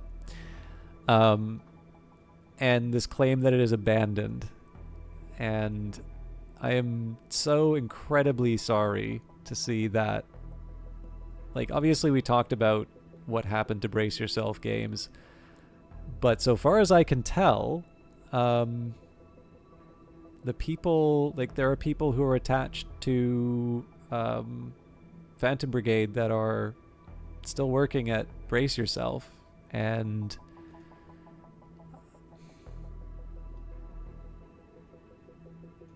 let me just see here what the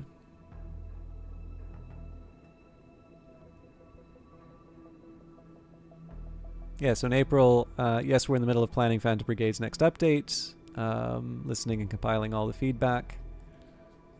I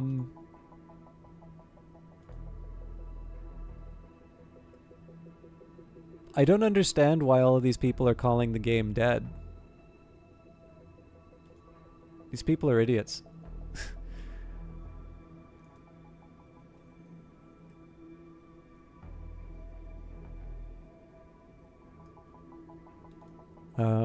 And I think they're posting, I believe the link that they are posting actually says that there are people who are, so, like, here's the thing, I don't know, I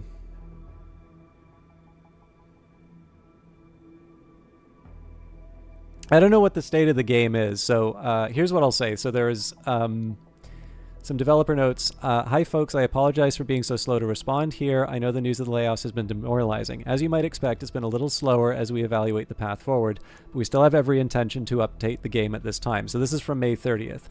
I wish I had more concrete news to share with you right now, but we'll update you more when we have more to share. In the meantime, we really appreciate your patience and understanding with us. We know this hasn't been easy for us or for you.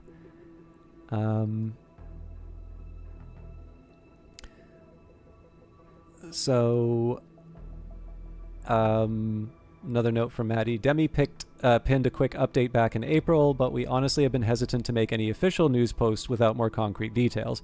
And I agree with this incident. So again, I've said that I'm really I know that I've said I'm really favorable to brace yourself, but like I don't understand why people want to hate on this game this way. um,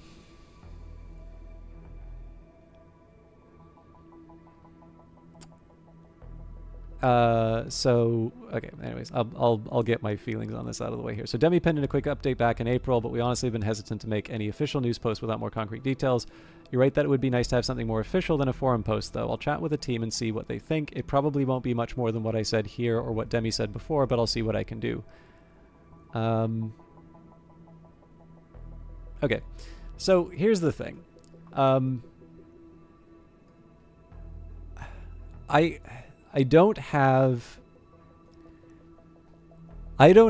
any idea what game people are experiencing when they're playing Phantom Brigade. But I like this game a lot in the early access period. I like this game a lot in its 1.0 release.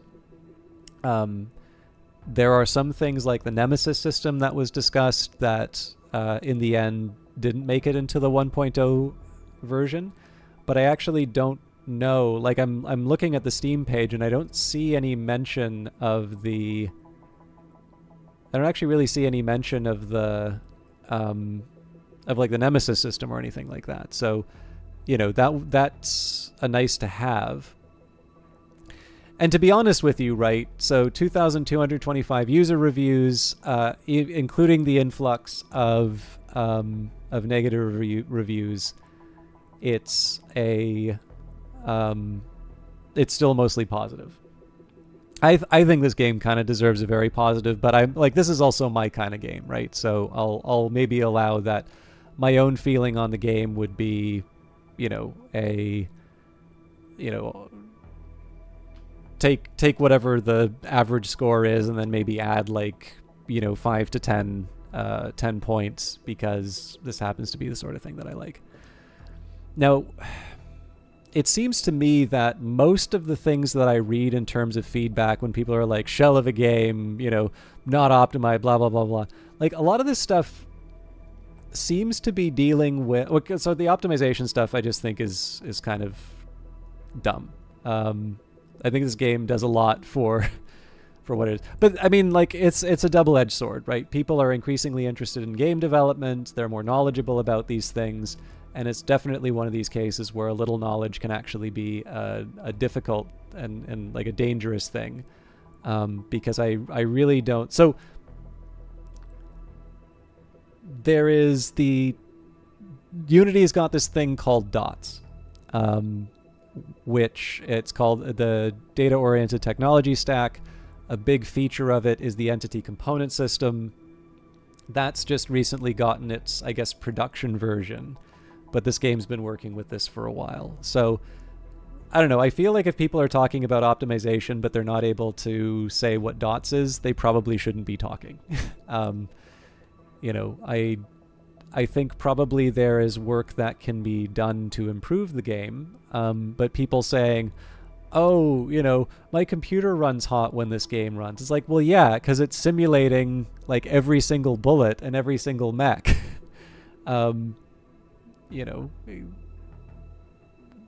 This was what makes it really cool. But like, at least the technical stuff, it's sort of like, okay, that's fine. Like, I'm not in a position to talk about the technology of this game any better than someone else, beyond the fact that I kind of know about the Entity Component System, and I sort of understand why that is supposed to be giving the developers a set of tools to help. I've heard mixed things, incidentally. So I think another game that used that is Hard Space Shipbreaker, and I don't think it's coincidental that that's also a game that involves a lot of simulation and a lot of moving parts. But where I really wanted to go with this is like, all of this stuff about quote-unquote abandoned game. Like, this game is very fun on its own. Like, unless the final battle has significantly changed, like, this is a great game. As far as I'm concerned, like, this is a steal at the $30 Canadian that this game is currently available for. Every indication that I've got from the activity of the developer is that there are plans for this game moving forward. Now, I was also really looking forward to a few of the things that were being previewed by some of the game developer, or some of the developers at Brace Yourself, who are no longer there, and they talk about canceled projects. So I don't know if it was going to be a 4X game, but it almost seemed like there was something like that they were working on. And that's almost certainly one of the projects that was canceled. So, I have my share of disappointments. There are lots of potential, there's a lot of potential that I saw in Industries of Titan that I know isn't going to be realized, because in the end, people just didn't embrace the game, right? I don't think it was bad on release. It would have been nice to see some other things inside of it, but in the end, I was quite satisfied with what the game was personally. Although in that one, I would definitely say it's more of a niche title too. If you don't care for that kind of experience, then it's maybe going to be a bit harder to. I don't know. To me, it's going to be more difficult to see how all of this. I'd have the hard, if you're not looking for that kind of city builder experience, it would be hard for me to tell you what the selling point for Industries of Titan. Well, it's strategy city builder. It's a very unique game, so it kind of gets points for that. But I guess the thing here is that there are some people in the Industries of Titan section of the Discord who are just constantly complaining. It's why I've actually participated less in that Discord, because I quite like Industries of Titan and I do want to get back to it again.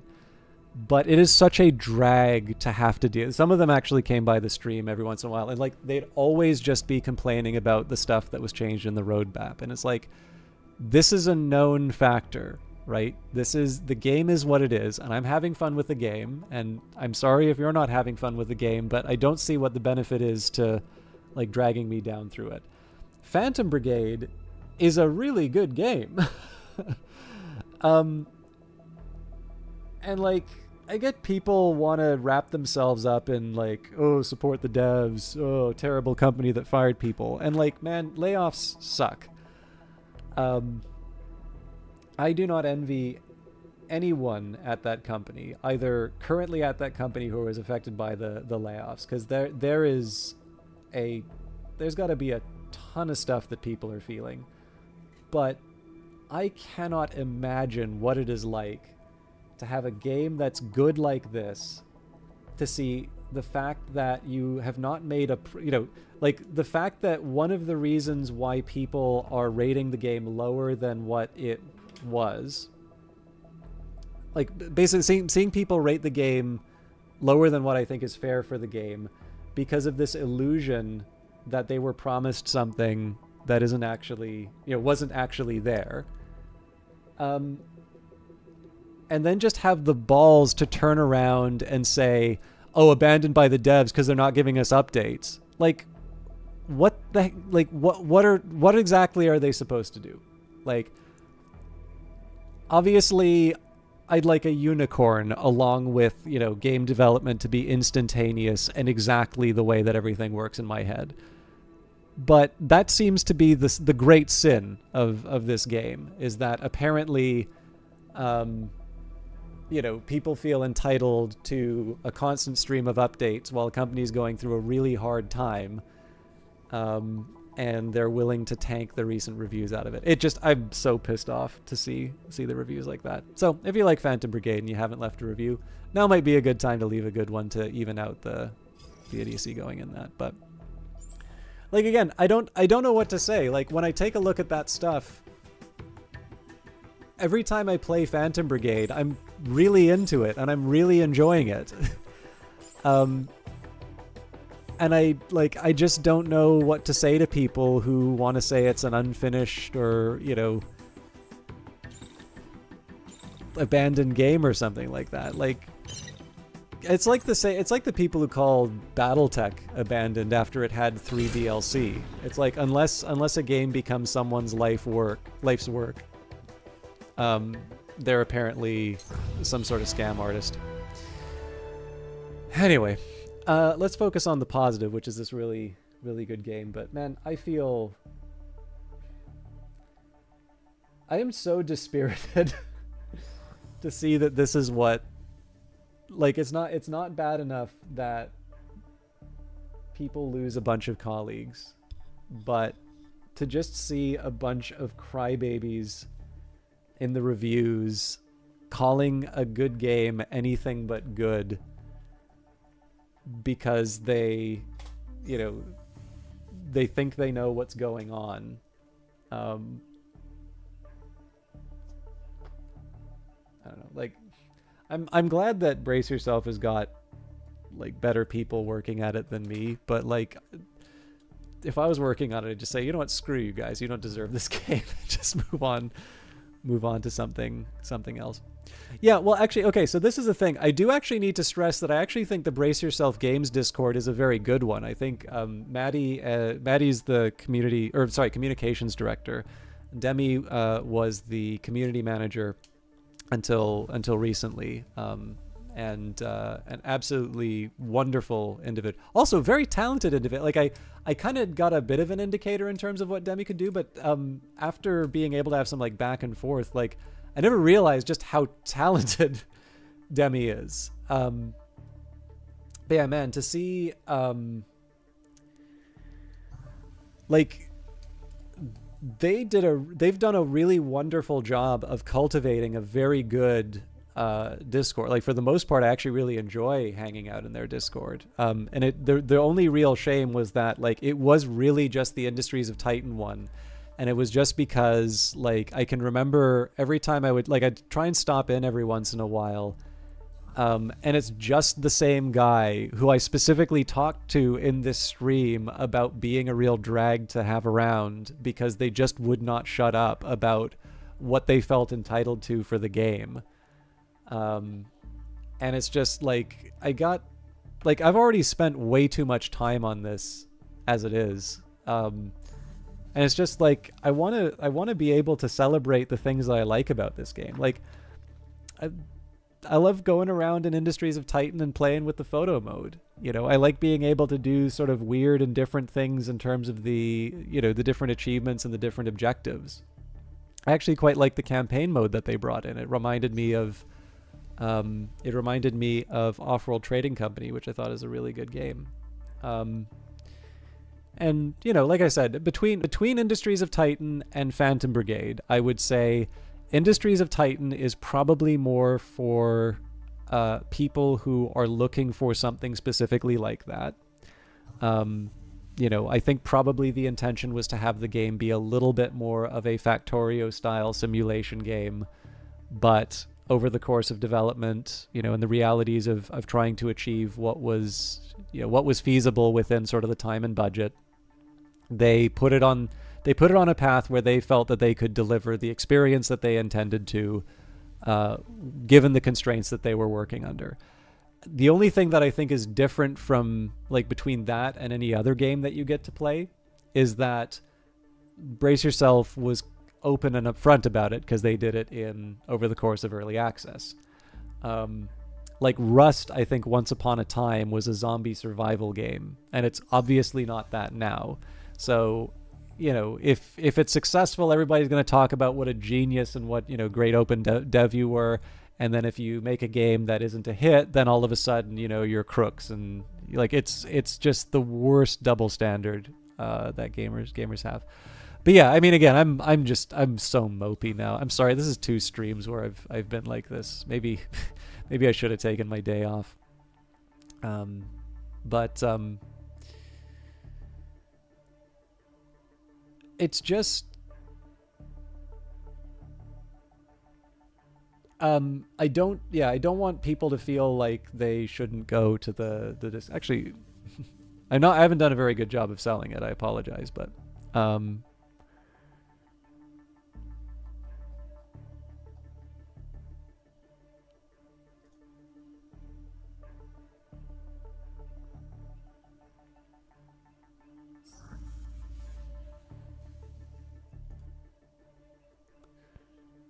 Where are we?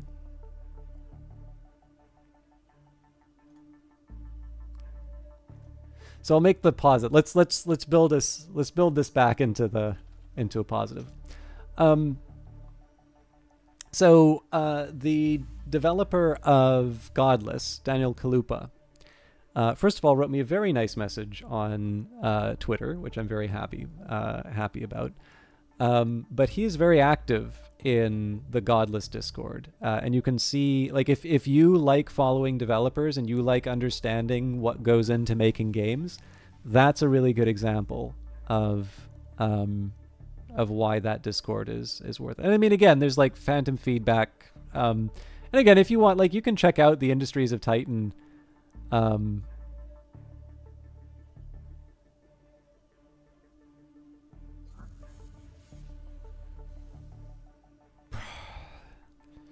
Why?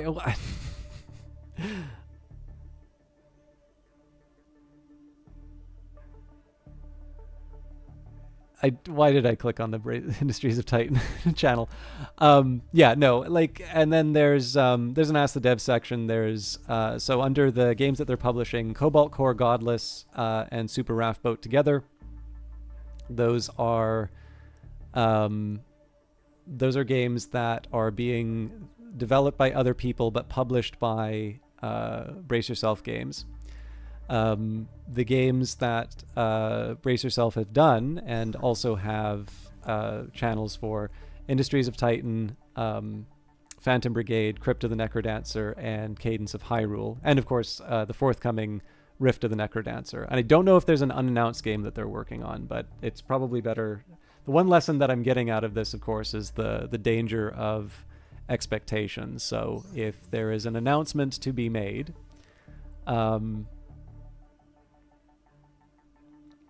if there is an announcement to be made, like, the developers will do so.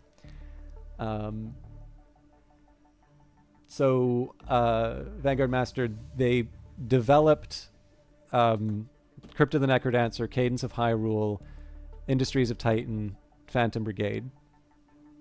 They will be, or currently are developing, Rift of the Necrodancer. They are publishing Godless, Cobalt Core, and Super Raft Boat Together. But in any case, like, the people in the developers in the Brace Yourself Discord, I have had nothing but positive interactions with them. I feel that they deserve a much better group of fans than they have, to be completely frank. And, like, it's such a shame, right? Because what I'm doing here is I am painting what is probably a very decent and reasonable group of people with the brush that is just determined by people whining in Steam forums. So my complaining aside, I do actually encourage you to check out that Discord, especially because I think that they could deal with some positivity. And it's, nice to have, it's nice to have you all around, especially if you're listening to me complain about things. But I'm not going to lie, it was actually really demoralizing to see the reviews for Phantom Brigade, because I definitely feel that this game deserves far better than, I mean, effectively people are lying about the state of the game. That's what it comes down to. So, Aftermath. Your pilots are in high spirits after a successful battle, and it cuts through their post-fight fatigue. Warm from their suits, they hang around outside the base, talking to civilians and enjoying some fresh air and festivities. Relieved that their homes are safe, the civilians are very happy with you. Thank you. Having helped the settlement, a man comes up to you. I can't say how grateful we are for your assistance, he says. I have information about somewhere not far from here. It might help the cause. He marks the location on the map. New location. One of your pilots comes over to show you where the new location is on the map. It could be armed to the teeth with guards, or it might be abandoned. Might be worth the risk, your pilot says. Could have something useful. What do you think, boss? Should we investigate? And signed and stamped. You send a scout out to the town's post office with a container of mail tucked in her arm. When she returns, her expression is mildly confused. Oh, it's nothing, she says, glancing back at the direction she came. Just a mail run, right? I guess I'm just not used to things being so simple. I didn't even get shot at. One of your mechanics snorts. Careful, day's not over yet. She laughs and shrugs it off, and you give the signal to keep moving.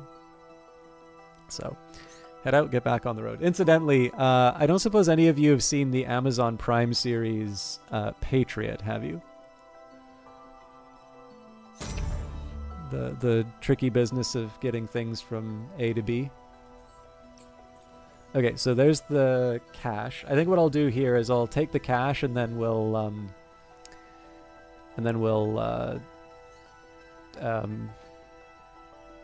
contest the province.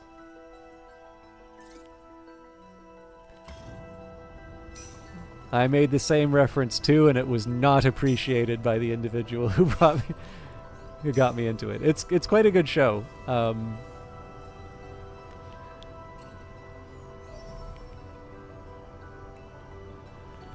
Okay, I'm gonna get in trouble for saying this, but I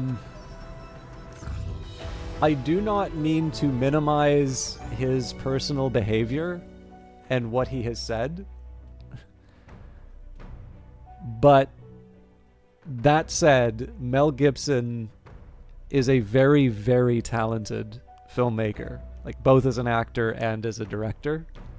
I actually try to avoid talking about the personal life stuff because, like, obviously the stuff he said is really, really ugly, and I don't think you just get off the hook for that.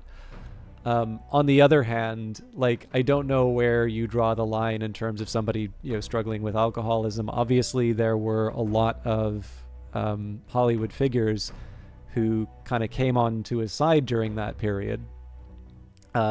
But on the other hand, you also have a bunch of Hollywood figures who are coming in on the side with Roman Polanski, and I think that's largely I think that largely shames Hollywood. And so, you know, the question is, it's like, okay, well, is this because there's something else, you know, going on, or is this just Hollywood sort of protecting their own, and this is, you know, a great miscarriage of justice?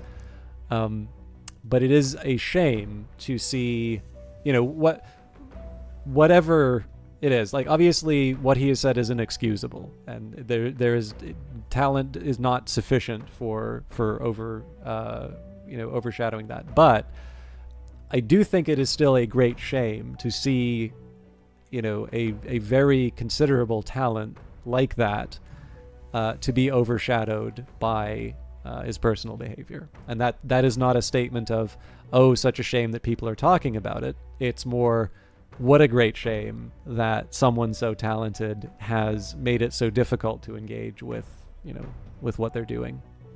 Because I mean, again, like, if you go through the list, it's not Lethal Weapon. I've never actually seen Lethal Weapon, but, you know, I've everything from, like, the earlier stuff like Gallipoli or Year of Living Dangerously, you know, to Braveheart or anything like that. Like, it's really,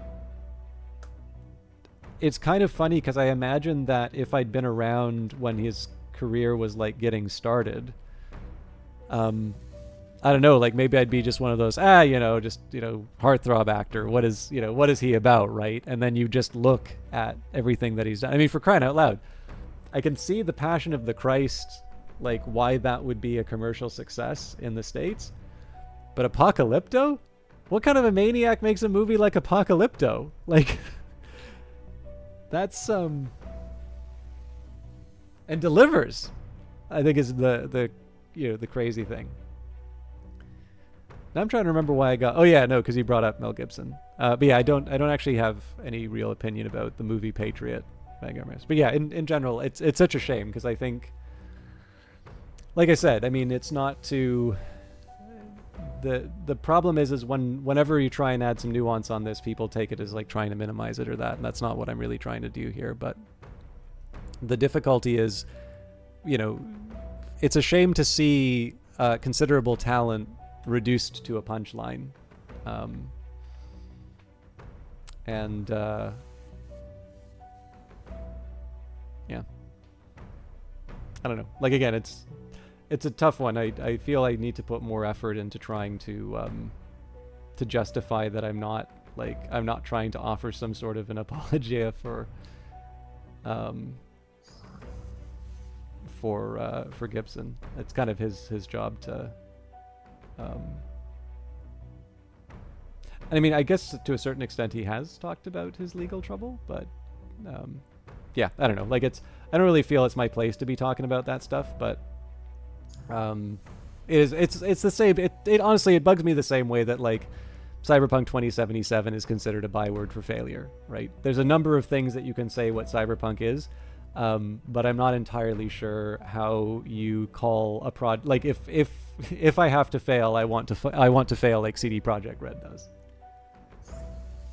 Yeah, no, he definitely does. I mean, there was definitely a period where he there's definitely a period where he had a hard time getting projects made, but I think Hacksaw Ridge was supposed to be the I'll put it to you this way, like there's two figures, at least in the case of Tom Cruise. I think people kind of think his behavior is weird rather than malevolent. But it is really interesting to see a couple of the turnarounds. And I will say, it's actually, I can't really think of a lot of actresses who have had these kinds of turnarounds. It really does feel that it's just actors who've been given these opportunities at quote-unquote redemption. But, like, there was the time when, like, Tom Cruise was hopping up and down on Oprah's couch and, like, his movies weren't opening quite the way that, you know, you'd expect Tom Cruise to. But then he does that like unforgettable role in Tropic Thunder, and it's almost like all of that didn't happen. And of course he's still, you know, I mean he's the guy who can effectively get production happening in the middle of COVID, for crying out loud. And then in the case of Mel Gibson, it kind of seems to be that Hacksaw Ridge was just sort of this point where, you know, everybody's recognizing that they're still working with this considerable talent, you know, despite everything that's happened with him. And of course, the difficulty here is there's a difference between like weird and racist. So, well, I don't know. Is Winona Ryder really the same kind of star that she was prior to? I don't even know who Jennifer Coolidge is, but that doesn't necessarily say anything. What's Winona Ryder been in recently?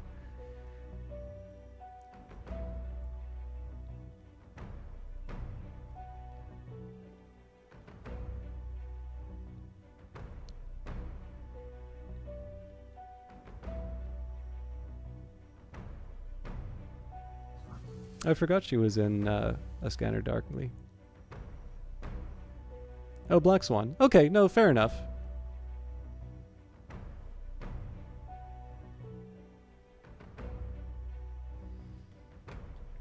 Anyways, into the fray. The base comes alive with the sound of boots crashing against the floor. In the hangar, an engineer shouts his instructions to the crew, and a pilot rushes to get changed. You keep your eyes trained on the battle console, settling yourself with a deep breath.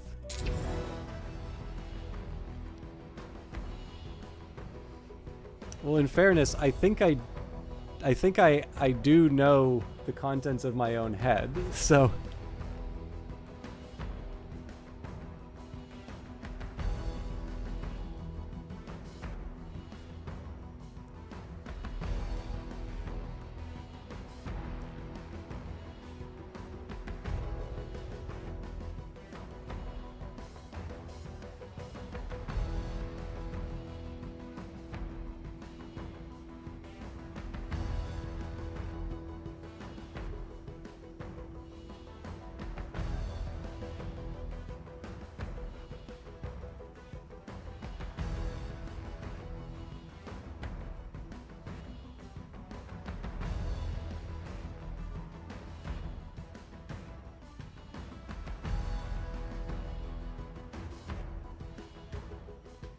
Yeah, I don't recognize any of these.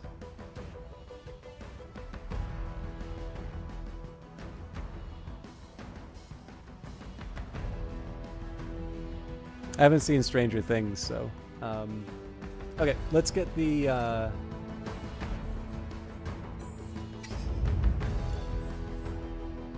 Okay, so we've got a new Hurricane machine gun.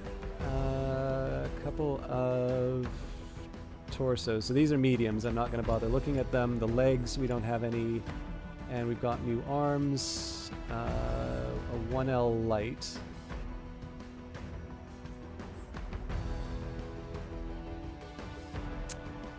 Barrier integration's kind of interesting, but I think the cooldown's even better. So, but that gives me something to think about. Okay, so the Herald. Herald doesn't need a machine gun.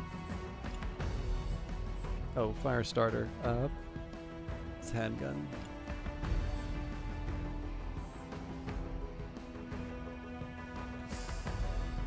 Okay, let's leave.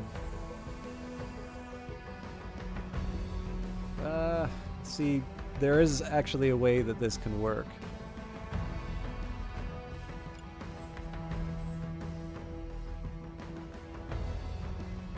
I'm gonna leave that be.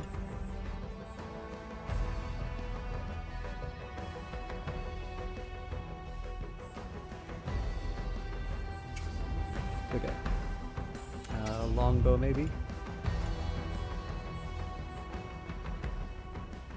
So it doesn't look like the fire starter does a whole lot for me.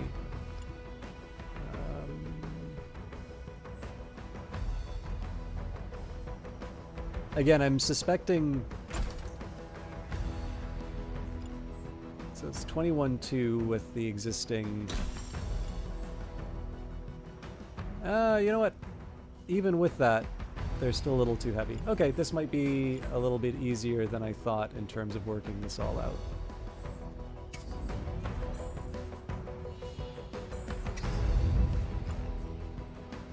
So first of all, we take a look at the Hurricane. So the Hurricane does quite a bit. Oh, well, it's basically the same version of this one.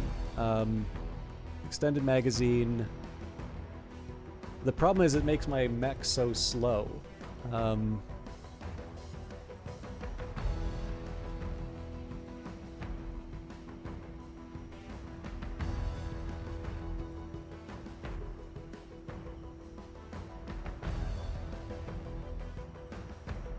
don't know. Let's give this a shot. I don't think this has served me well in the past, but I do want to keep open to the possibility.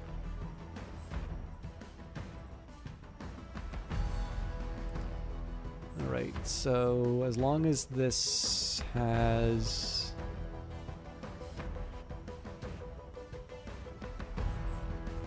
So why am I keeping this one again?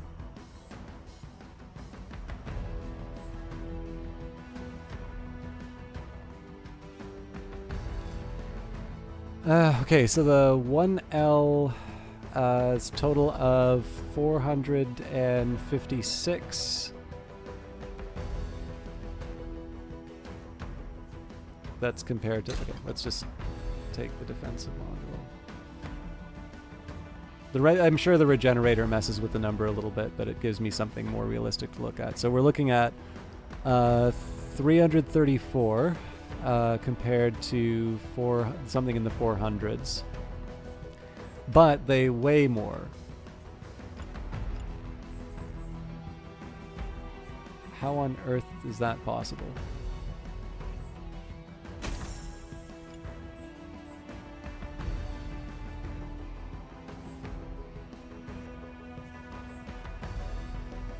Oh, composite. Okay, composite's definitely going to be one I look for in the future.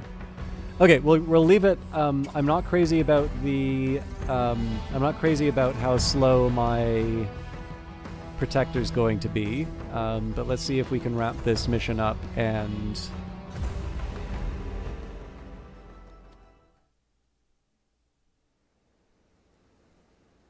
The big question here is going to be if I can do this before the reinforcements show up. If I can't, then it's going to be a really tough fight.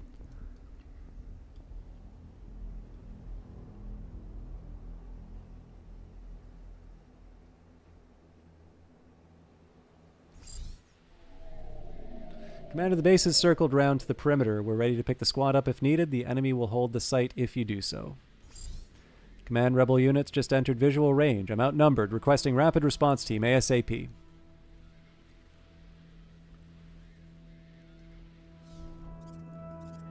Okay, so we've got 6 turns. Yeah, 6 turns to take out 5 enemy units. So they are... We've got a heavy, a machine gun. Okay, 2 heavies, machine guns, and autocannon. So the first and obvious question is who's being targeted by the heavy weapon. Okay, So there's nothing I can really do to make life easier for this unit. So what I'll just do here, I'm gonna move off to the side and then we dash away.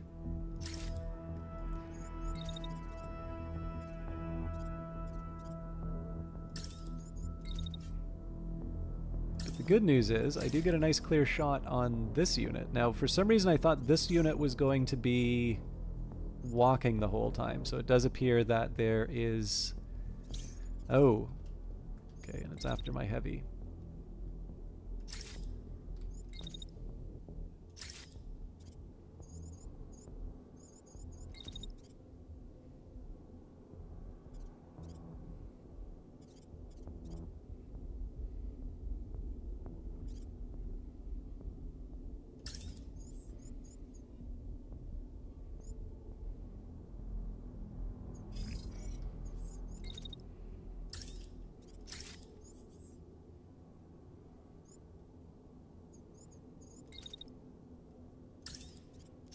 So the plan here is that my slow-moving heavy is actually going to wind up being the one that takes the cash. I have no idea if that's actually going to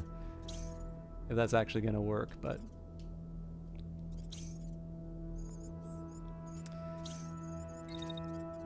so one does not normally think of a massive heavy weapon as a flanking weapon. But that's what I'm going to use it for here. Now, this is less than ideal. In fact, I'm wondering...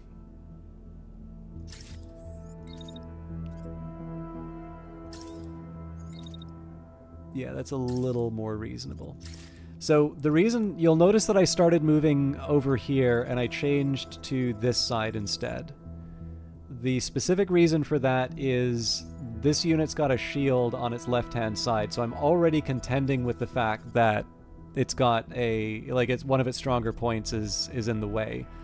So I figured the least that I can do is, try and,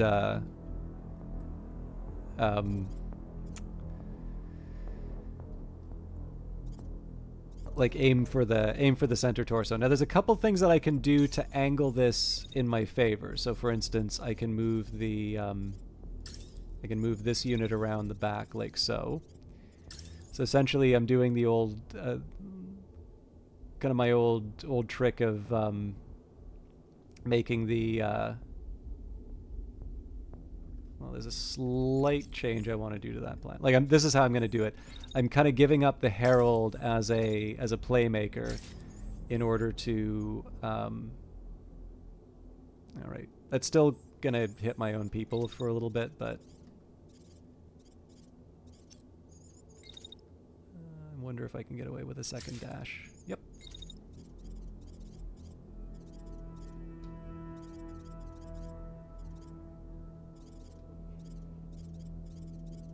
But yeah, essentially the idea here is that I'm opening this unit up, and what I'm hoping for here is that the attack hits them in the weapon. So I was originally going to move them around the side here to concentrate some more fire on this unit. Well, there may actually be some benefit to it, so it does put the shield up against me. Yeah, okay, I don't hate the idea of getting a second unit attacking this one, but I do like the opportunities that so the biggest advantage here is that if I can get the Herald in the back here, I have like 4 units that I can cause all sorts of problems with here. So it's a little disorganized in terms of a start, but it's one I can work with.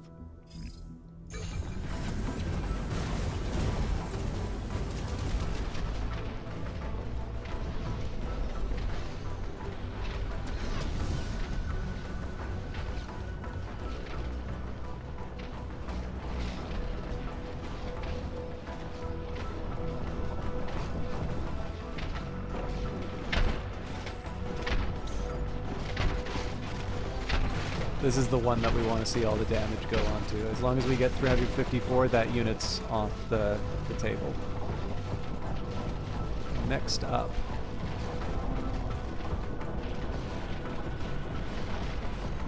This is terrible for cover, but we're still going through the protected parts of the shield. I need you to be hitting your shots, my friends. So if we can get a second one on that arm.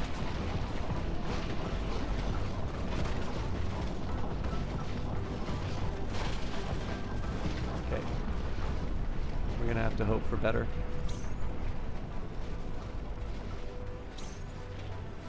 This unit's okay though.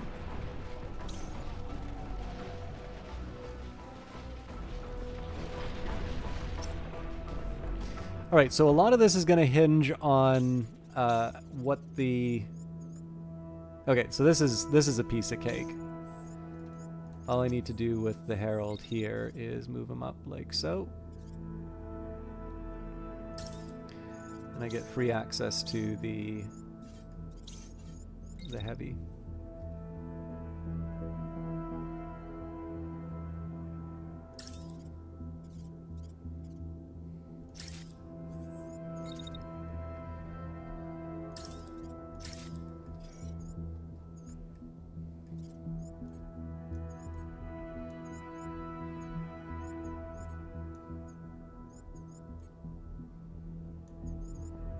Okay, so that kind of maximizes the damage that I can do there. Next up,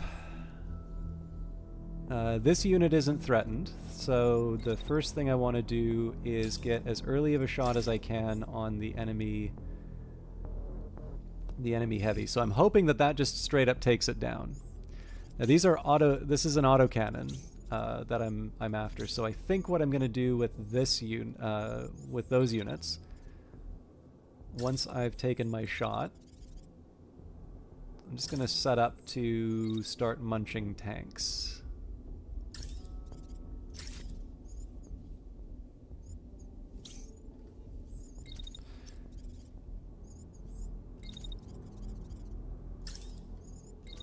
So the next hope, of course, is to...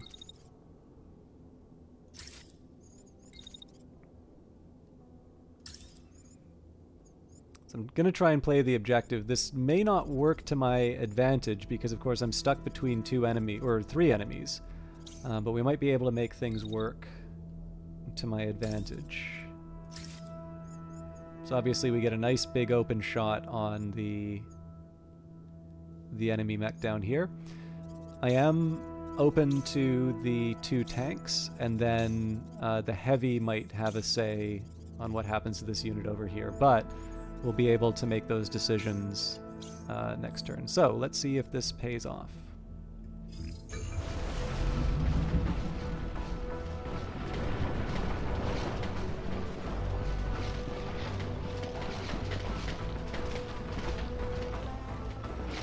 Oh, I should have kept my shield up.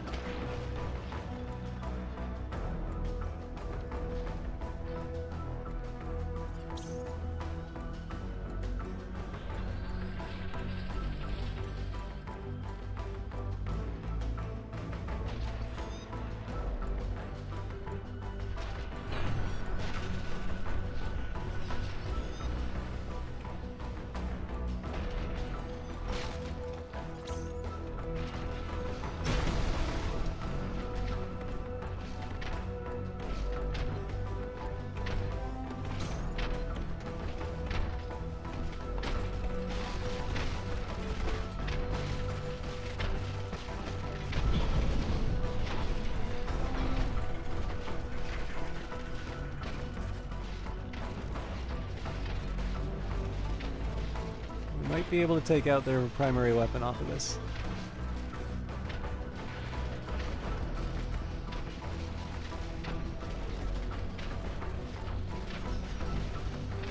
No, it looks like we're taking out the legs.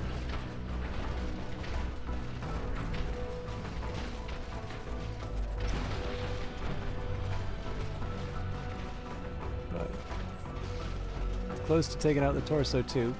Okay, they're down. Last steps, we want to see what happens to these tanks, and we want to see what damage the enemy heavy takes.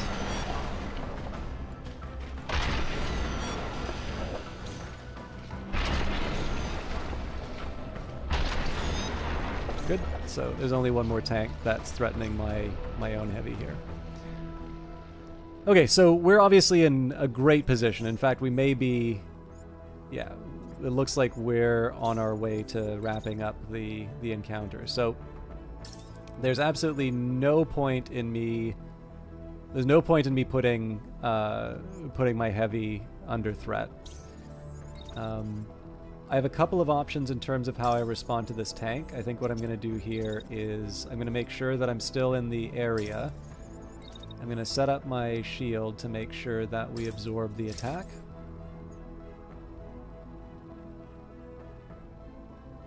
Okay, so immediately following, we're able to empty our machine gun, but really what we're waiting for is the marksman to be set up for the relevant attack.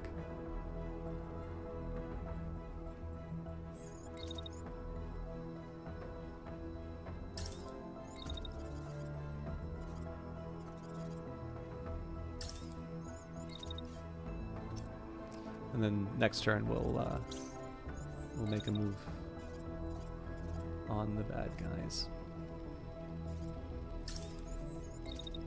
Okay, so the ideal is I want as much as I can going into the back of this mech, but I also want to make sure that the overall damage is as high as it can be. So it looks like I only get 2 on this turn. So the next thing I want to do is... So there's 2 things that I want to focus on in terms of my heat. Like, I don't ever want... This is kind of an example of wasted heat.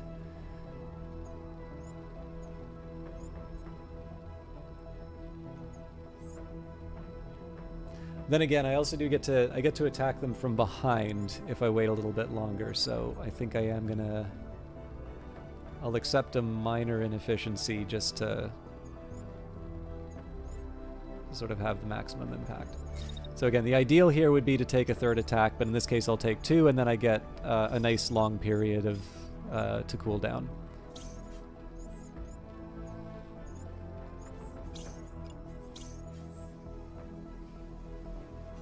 So let's watch the magic happen.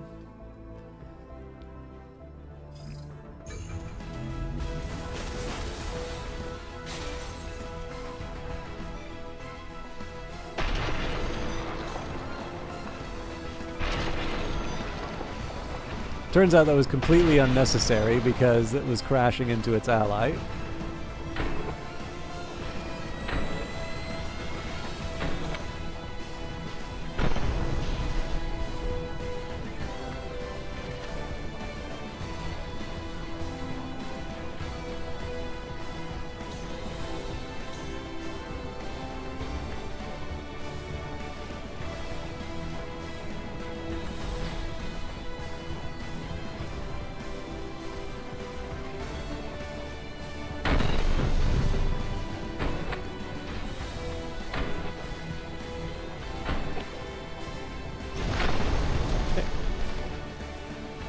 A little relief on the building.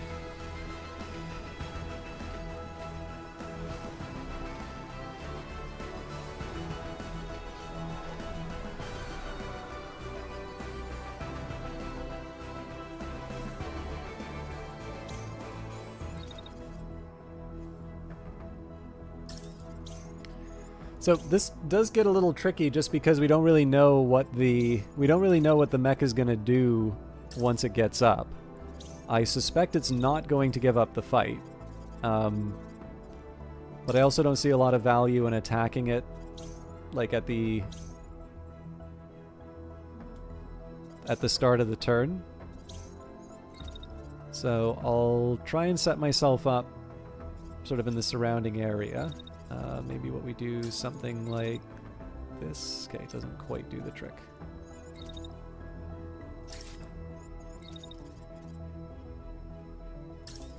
So basically everybody's in a position to take the unit out if it doesn't surrender.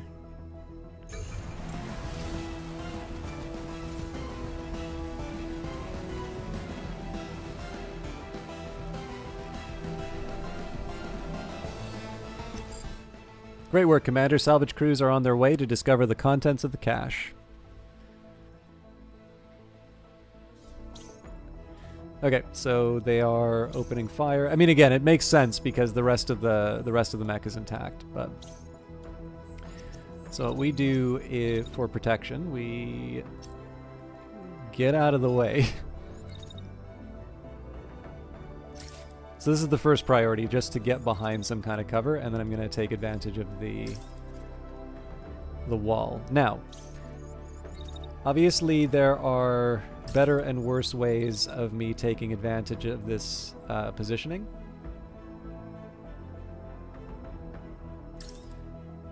So this should give me an opportunity to take out an arm.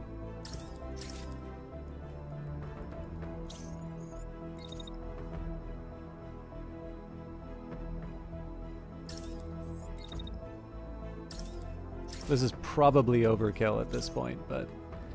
And I'm going to leave the marksman for next turn if we need it.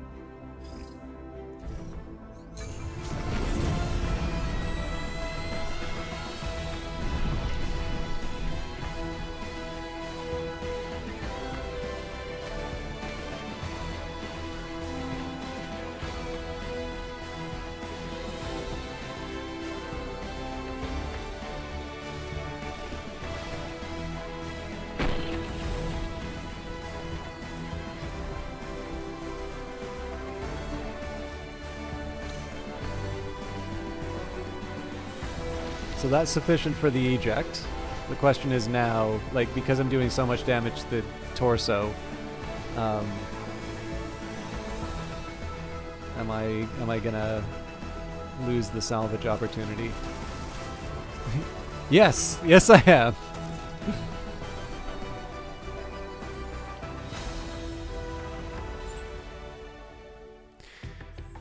Okay, so we've got a Helga body for that. I don't see a need to take a Grey Vulcan at this point, so we take the rest of the stuff for scrap.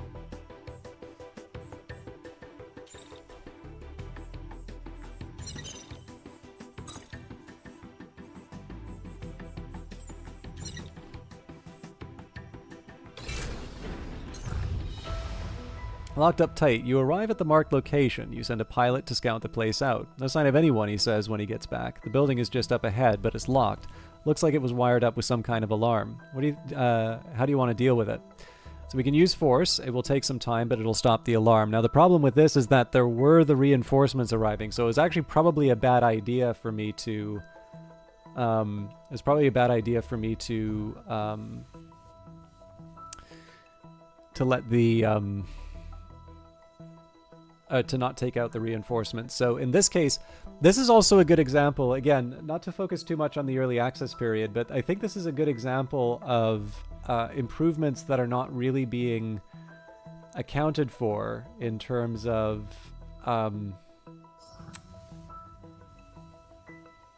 like when people are describing the game, like I can remember when I looked at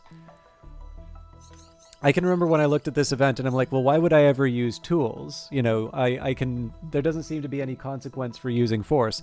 Now, I've had some cases where I was taking time to do a particular action, and it seems like there was a negative result because I was attacked during the time that I was focusing on a particular task. So this is a good example of where these little events in between weren't... I think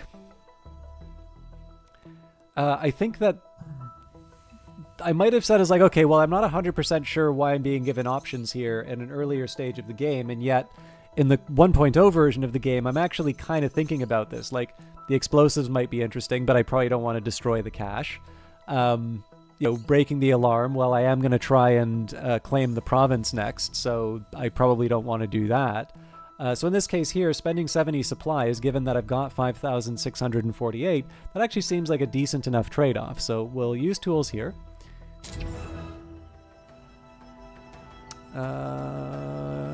Okay, I don't know what that gets me, though.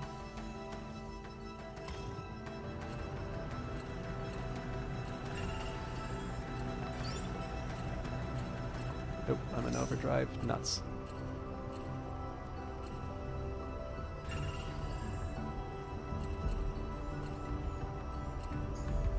You know what? Let's just contest the province.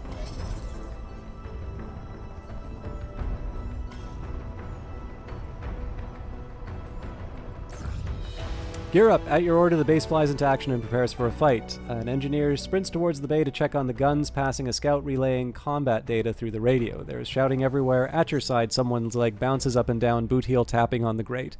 You feel eyes on you, awaiting your command.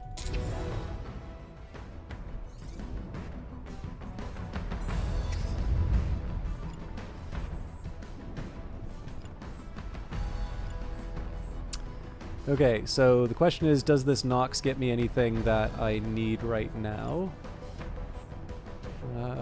Don't see myself using anything but those Subasas. And this is a level 8 Nox Light, but it's plated instead of improved cooling.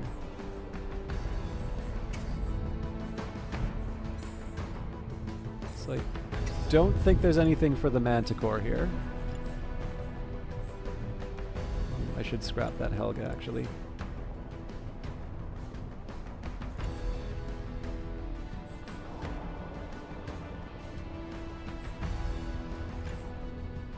Yeah, so the composite's kind of tempting, but... Oh, actually...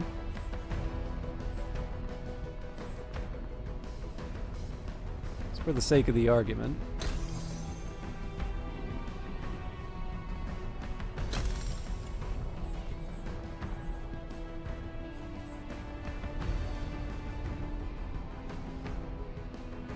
Yeah, so that's better in every possible way.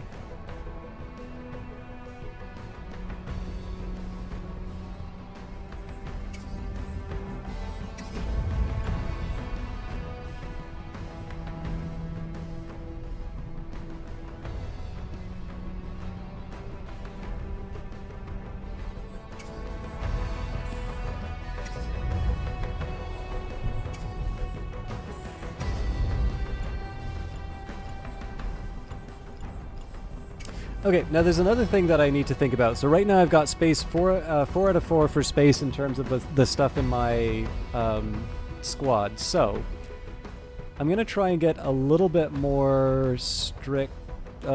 Actually, okay, I was going to try and get more strict in terms of the stuff that I was scrapping, because like the fact of the matter is that I'm not really going to be changing these loadouts all that much. So I can get a lot of resources just by scrapping and detaching these. But I actually also don't need, like, I don't have to do that right now. There's no advantage to doing that now as opposed to another time. So for now, what do these legs get me? Yeah, 2 light. These are a possibility.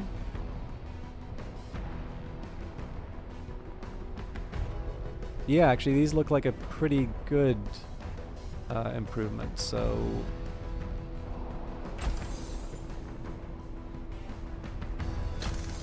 the 15 okay, so we get a 15 if we bring Hydraulics Mark II. Not great for my heat management, but we're getting closer to that 17 with that extra damage, so I think that's a decent trade-off.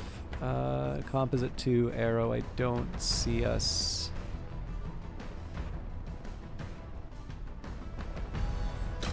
How much you want to bet this one actually does the trick?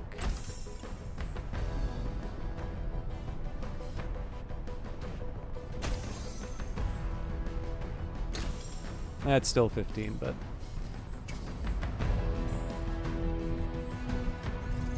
So there is one item that I want to remove, and that's the upper body. We don't need this Helga. Okay, so the plan is I'm hoping to finish this fight pretty quickly. It looks like it's just 3 enemies. And then I'm going to spend a bit of time in the workshop, and we will call it for the evening. So I don't think I'll finish this in 10 minutes, but I'll just say that I'm making up for the... I'm just making up for the lost time last week.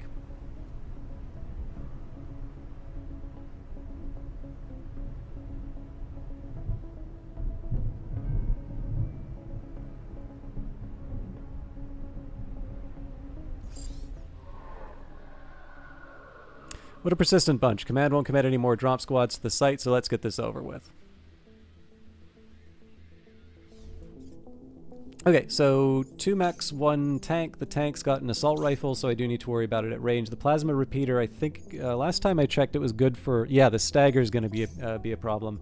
And then the railgun repeater, basically that's going to stop me from being able to do my usual strategies for hiding, but it doesn't do a whole lot of damage. In fact, all of these mechs, I'd say for the most part, the tank is actually the most fearsome in terms of its armaments. So, and it's also pointing at my marksman. So, I think in this case, I'm just going to let it come to me. Well, okay, if I do that,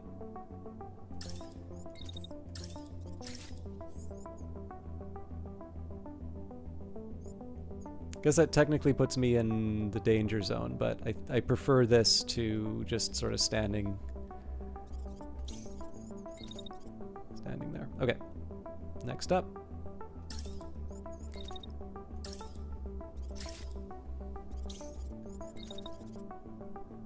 And I'll take the opportunity. We'll just double up on this unit.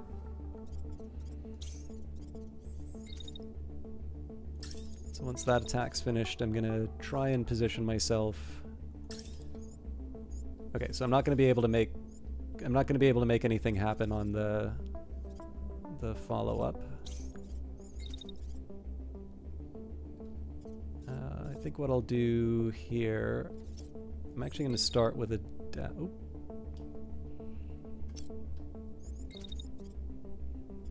didn't quite want to do it this way, but yeah, I wanted to kind of just clear... I wanted to try and clear the...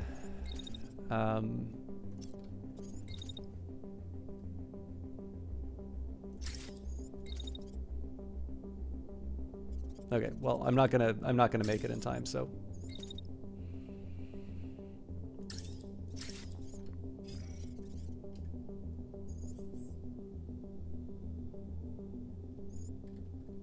Let's just see how this plays. I think I'll just see how this one plays out in real time, because it's really going to come down to whether or not we take out this tank in time. Oh man, do we take that one out. Alright. Amazingly, this guy is still standing after that withering fire.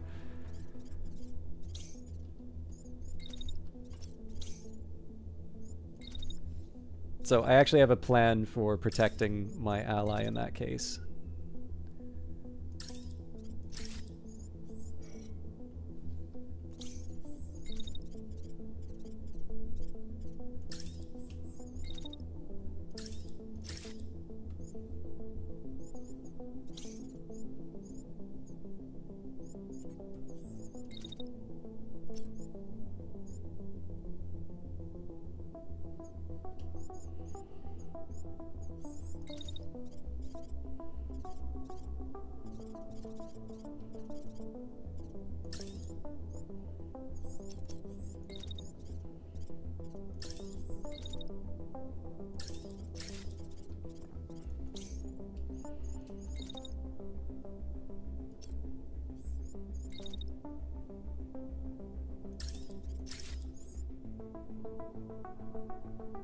Okay, that kind of works.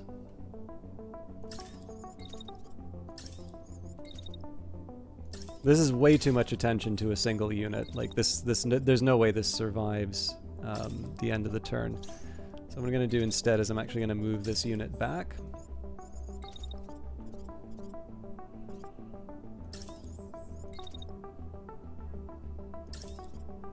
And then we'll just sort of take some shots from on high on whatever's left there.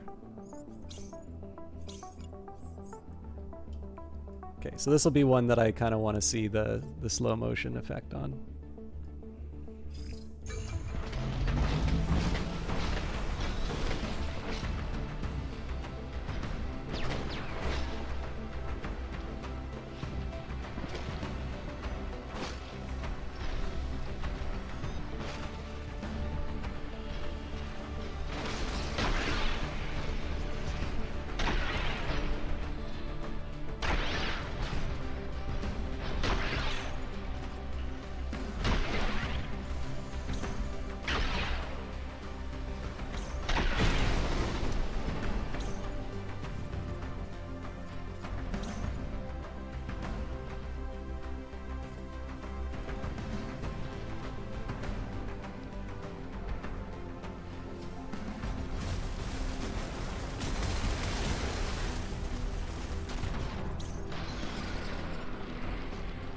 Alright, this guy's going to eject. Let's just see how that turned out from the other angle, though.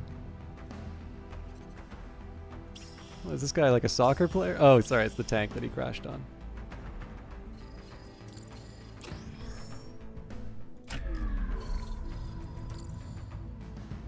It really does look like he gets hit by one of the bullets and then he just takes a dive.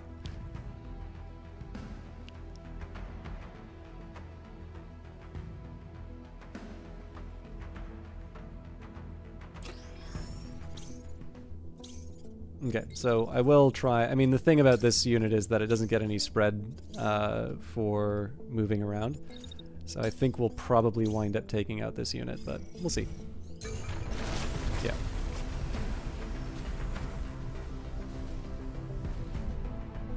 So yes, it was done in under 10 minutes. All hostiles eliminated, site under control. So.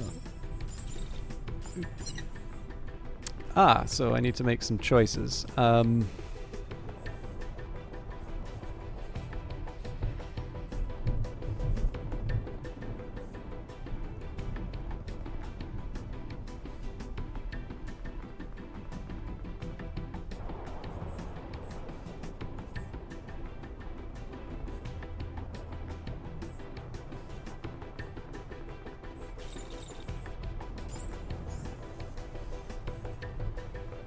The improved cooling's really tempting on this one too, but this is a rare.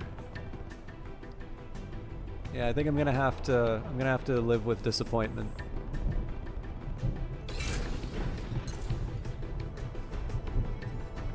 Okay, so I did say I was gonna go to the the base upgrades. So blue is the indicator of things that I can actually do the upgrade for. The real constraint here would be my rare components, and that's largely because I haven't dismantled. Now, expanded storage is tempting here, although it does affect the cruise, stealth, and overdrive speed, which is one of the reasons why I'm running with a very small number of mechs. So one of my alternatives here would be to work with the reactor. So we've got the capacitors. So that gives me extra energy storage capacity. This gives me faster regen, and then there is the rapid ignition. So basically this will allow me to start, like once I exhaust my stealth, this would get me back sort of on my feet a bit faster. Now,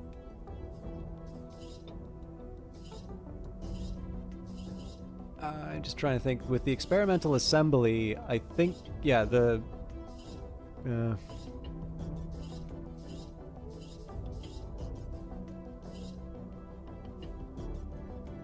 yeah, I don't know.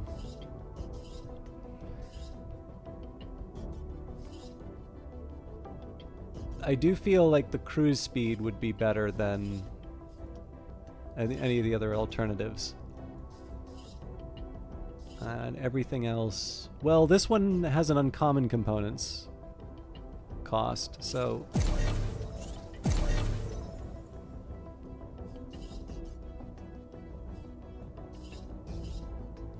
I think we'll leave it at that. Again, I've got a huge inventory of stuff that I probably should be scrapping at this point. But I figure we can at least get a start. I'm gonna just head back to that cache to see if anything happens when I reach it again.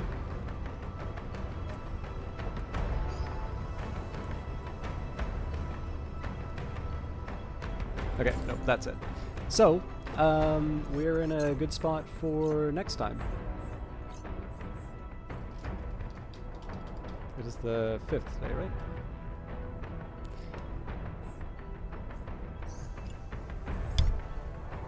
Alright, I'm really glad that I got a chance to do an extended, or not extended, but a full run on Phantom Brigade. Again, my original intention in looking up in looking up Phantom Brigade on Steam was just a chance to just let you know what you can get it at. So it's kind of the second time I've had something just kill my mood, which probably didn't make me very fun to watch. But I still think Phantom Brigade is a wonderful game.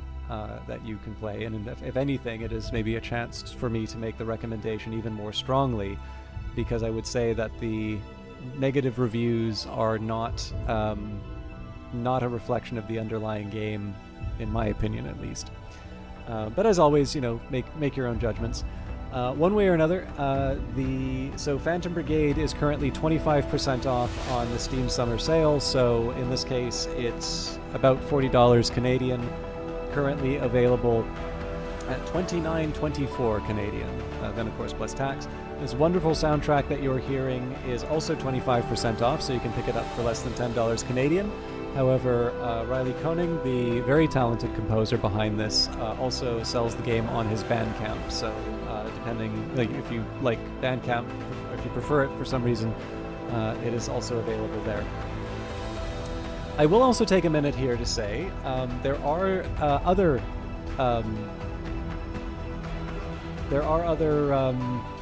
things that are going to be available. So.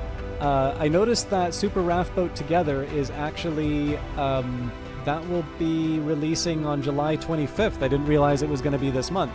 So it's a demo. You can download the demo for it right now. Sorry. There's a business shark in it, so that already is a big appeal. Rift of the Necrodancer I don't believe has a date yet. However, if you are looking to pick up some of the other Brace Yourself games, Crypt of the Necrodancer is 80% off. So you can pick that up for a mere $3.89 Canadian. It is worth remembering that there is a bunch of DLC for the game as well. So there's basically a number of different tracks and whatnot that you can get. So if you wanted to add all of the DLC to the cart, you're looking at about $26, but keep in mind that that's because some of the DLC is rather new. So for instance, the Amplified DLC is 50% off as opposed to 80% off. And then of course Synchrony, which is the most recent one, that's 20% off. But then the other thing to keep in mind is that there are soundtracks that are included in that total as well. So like the Chipsil Amplified OST, for example, and the extended soundtrack. All of those things, you know, they're like $1.29, but there's, for soundtrack products, there's 1, 2, 3, 4, 5, 6, 7, 8 of them. So, you know, at $1 or $2 a piece, you know, a very large amount of that is for the soundtracks. This, of course, is not to suggest that the soundtracks are not worth it. They are.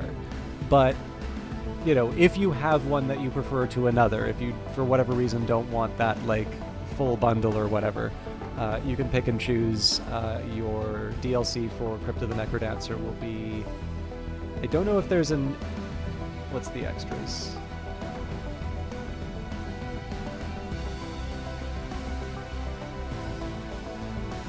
Okay, like mini documentary and things like that. So yeah, I think when it comes down to like the DLC, as in like I want more game. I think you're looking anywhere between 20 to 50% for the, you know, new characters and whatnot. But anyways, I think Crypt of the Necrodancer is quite a good game. I should probably play it on stream. I'm just not very good at it. Cobalt Core will be released this year, but I don't believe they have a date for it yet, so I don't have too much to say about that. And then, come on. So I'm just trying to make sure I've covered all the games. Right, Industries of Titan. Sorry, I should also mention Godless is getting a discount. It's 10% because, of course, it's still in early access, but it's I definitely have enjoyed that one. But yeah, so just to recap, Godless, which is Brace Yourself Publishing, definitely an undervalued game in my view. I don't notice as many people streaming it, but I think there's a lot of interesting stuff going on in it. So that is currently available for $11.69 Canadian, so 10% off. It's not that expensive of a game, so honestly, like 10% isn't that big of a discount in terms of dollar values, but that's because the underlying game doesn't cost that much. Again, Crypt of the Necrodancer is available for $3.89 Canadian at 80% off. The game I've been playing today and been tremendously enjoying is 25% off, $29.24. I believe this is the deepest a discount that the game has gotten. Industries of Titan was released a little bit earlier, and that is currently at 35% off, so $25.34 Canadian. And that's all she wrote. Let's take a look and see who is online for hosting. I'd love it if there was somebody doing Phantom Brigade or Industries of Titan. Oh, there is. Okay. So we've got Polyfo, who is currently playing, it says Project Catch-Up Day. They have the note backseating tag, which I can definitely endorse. But they're also have a tag 3D printing, so I don't know if they're doing any 3D printing that's related to Phantom Brigade, but I figure let's rate somebody who is doing that game. So now I'll just mention, like, it giving me a warning here saying that it's intended for mature audiences. That often comes up when I'm hosting people, but yeah, as always, you know, it's more and more the case that I'm hosting people that I'm not actually that familiar with. So obviously I hope, you know, I hope that it's a good stream and that you're all having a good time. But I have learned that I need to stress that raids are not necessarily endorsements. Sometimes they've not been the friendliest people who get raided. But I can't know it until we go in. So, and I'd love to see some more support for Phantom Brigade, because I definitely feel that it's worth it. But I hope you all have a wonderful evening. I will be back Friday. I'm not 100% sure what I'm playing yet, because I'd like to do Age of Wonders, but I'm also into Cyberpunk. But either way, we'll figure it out. And then I will mention my birthday is on the 15th, so that's not a normal streaming day, but I have normally done something a little bit more free. Like, it's been a nice opportunity for me to just do something that I like playing that isn't part of the usual rotation.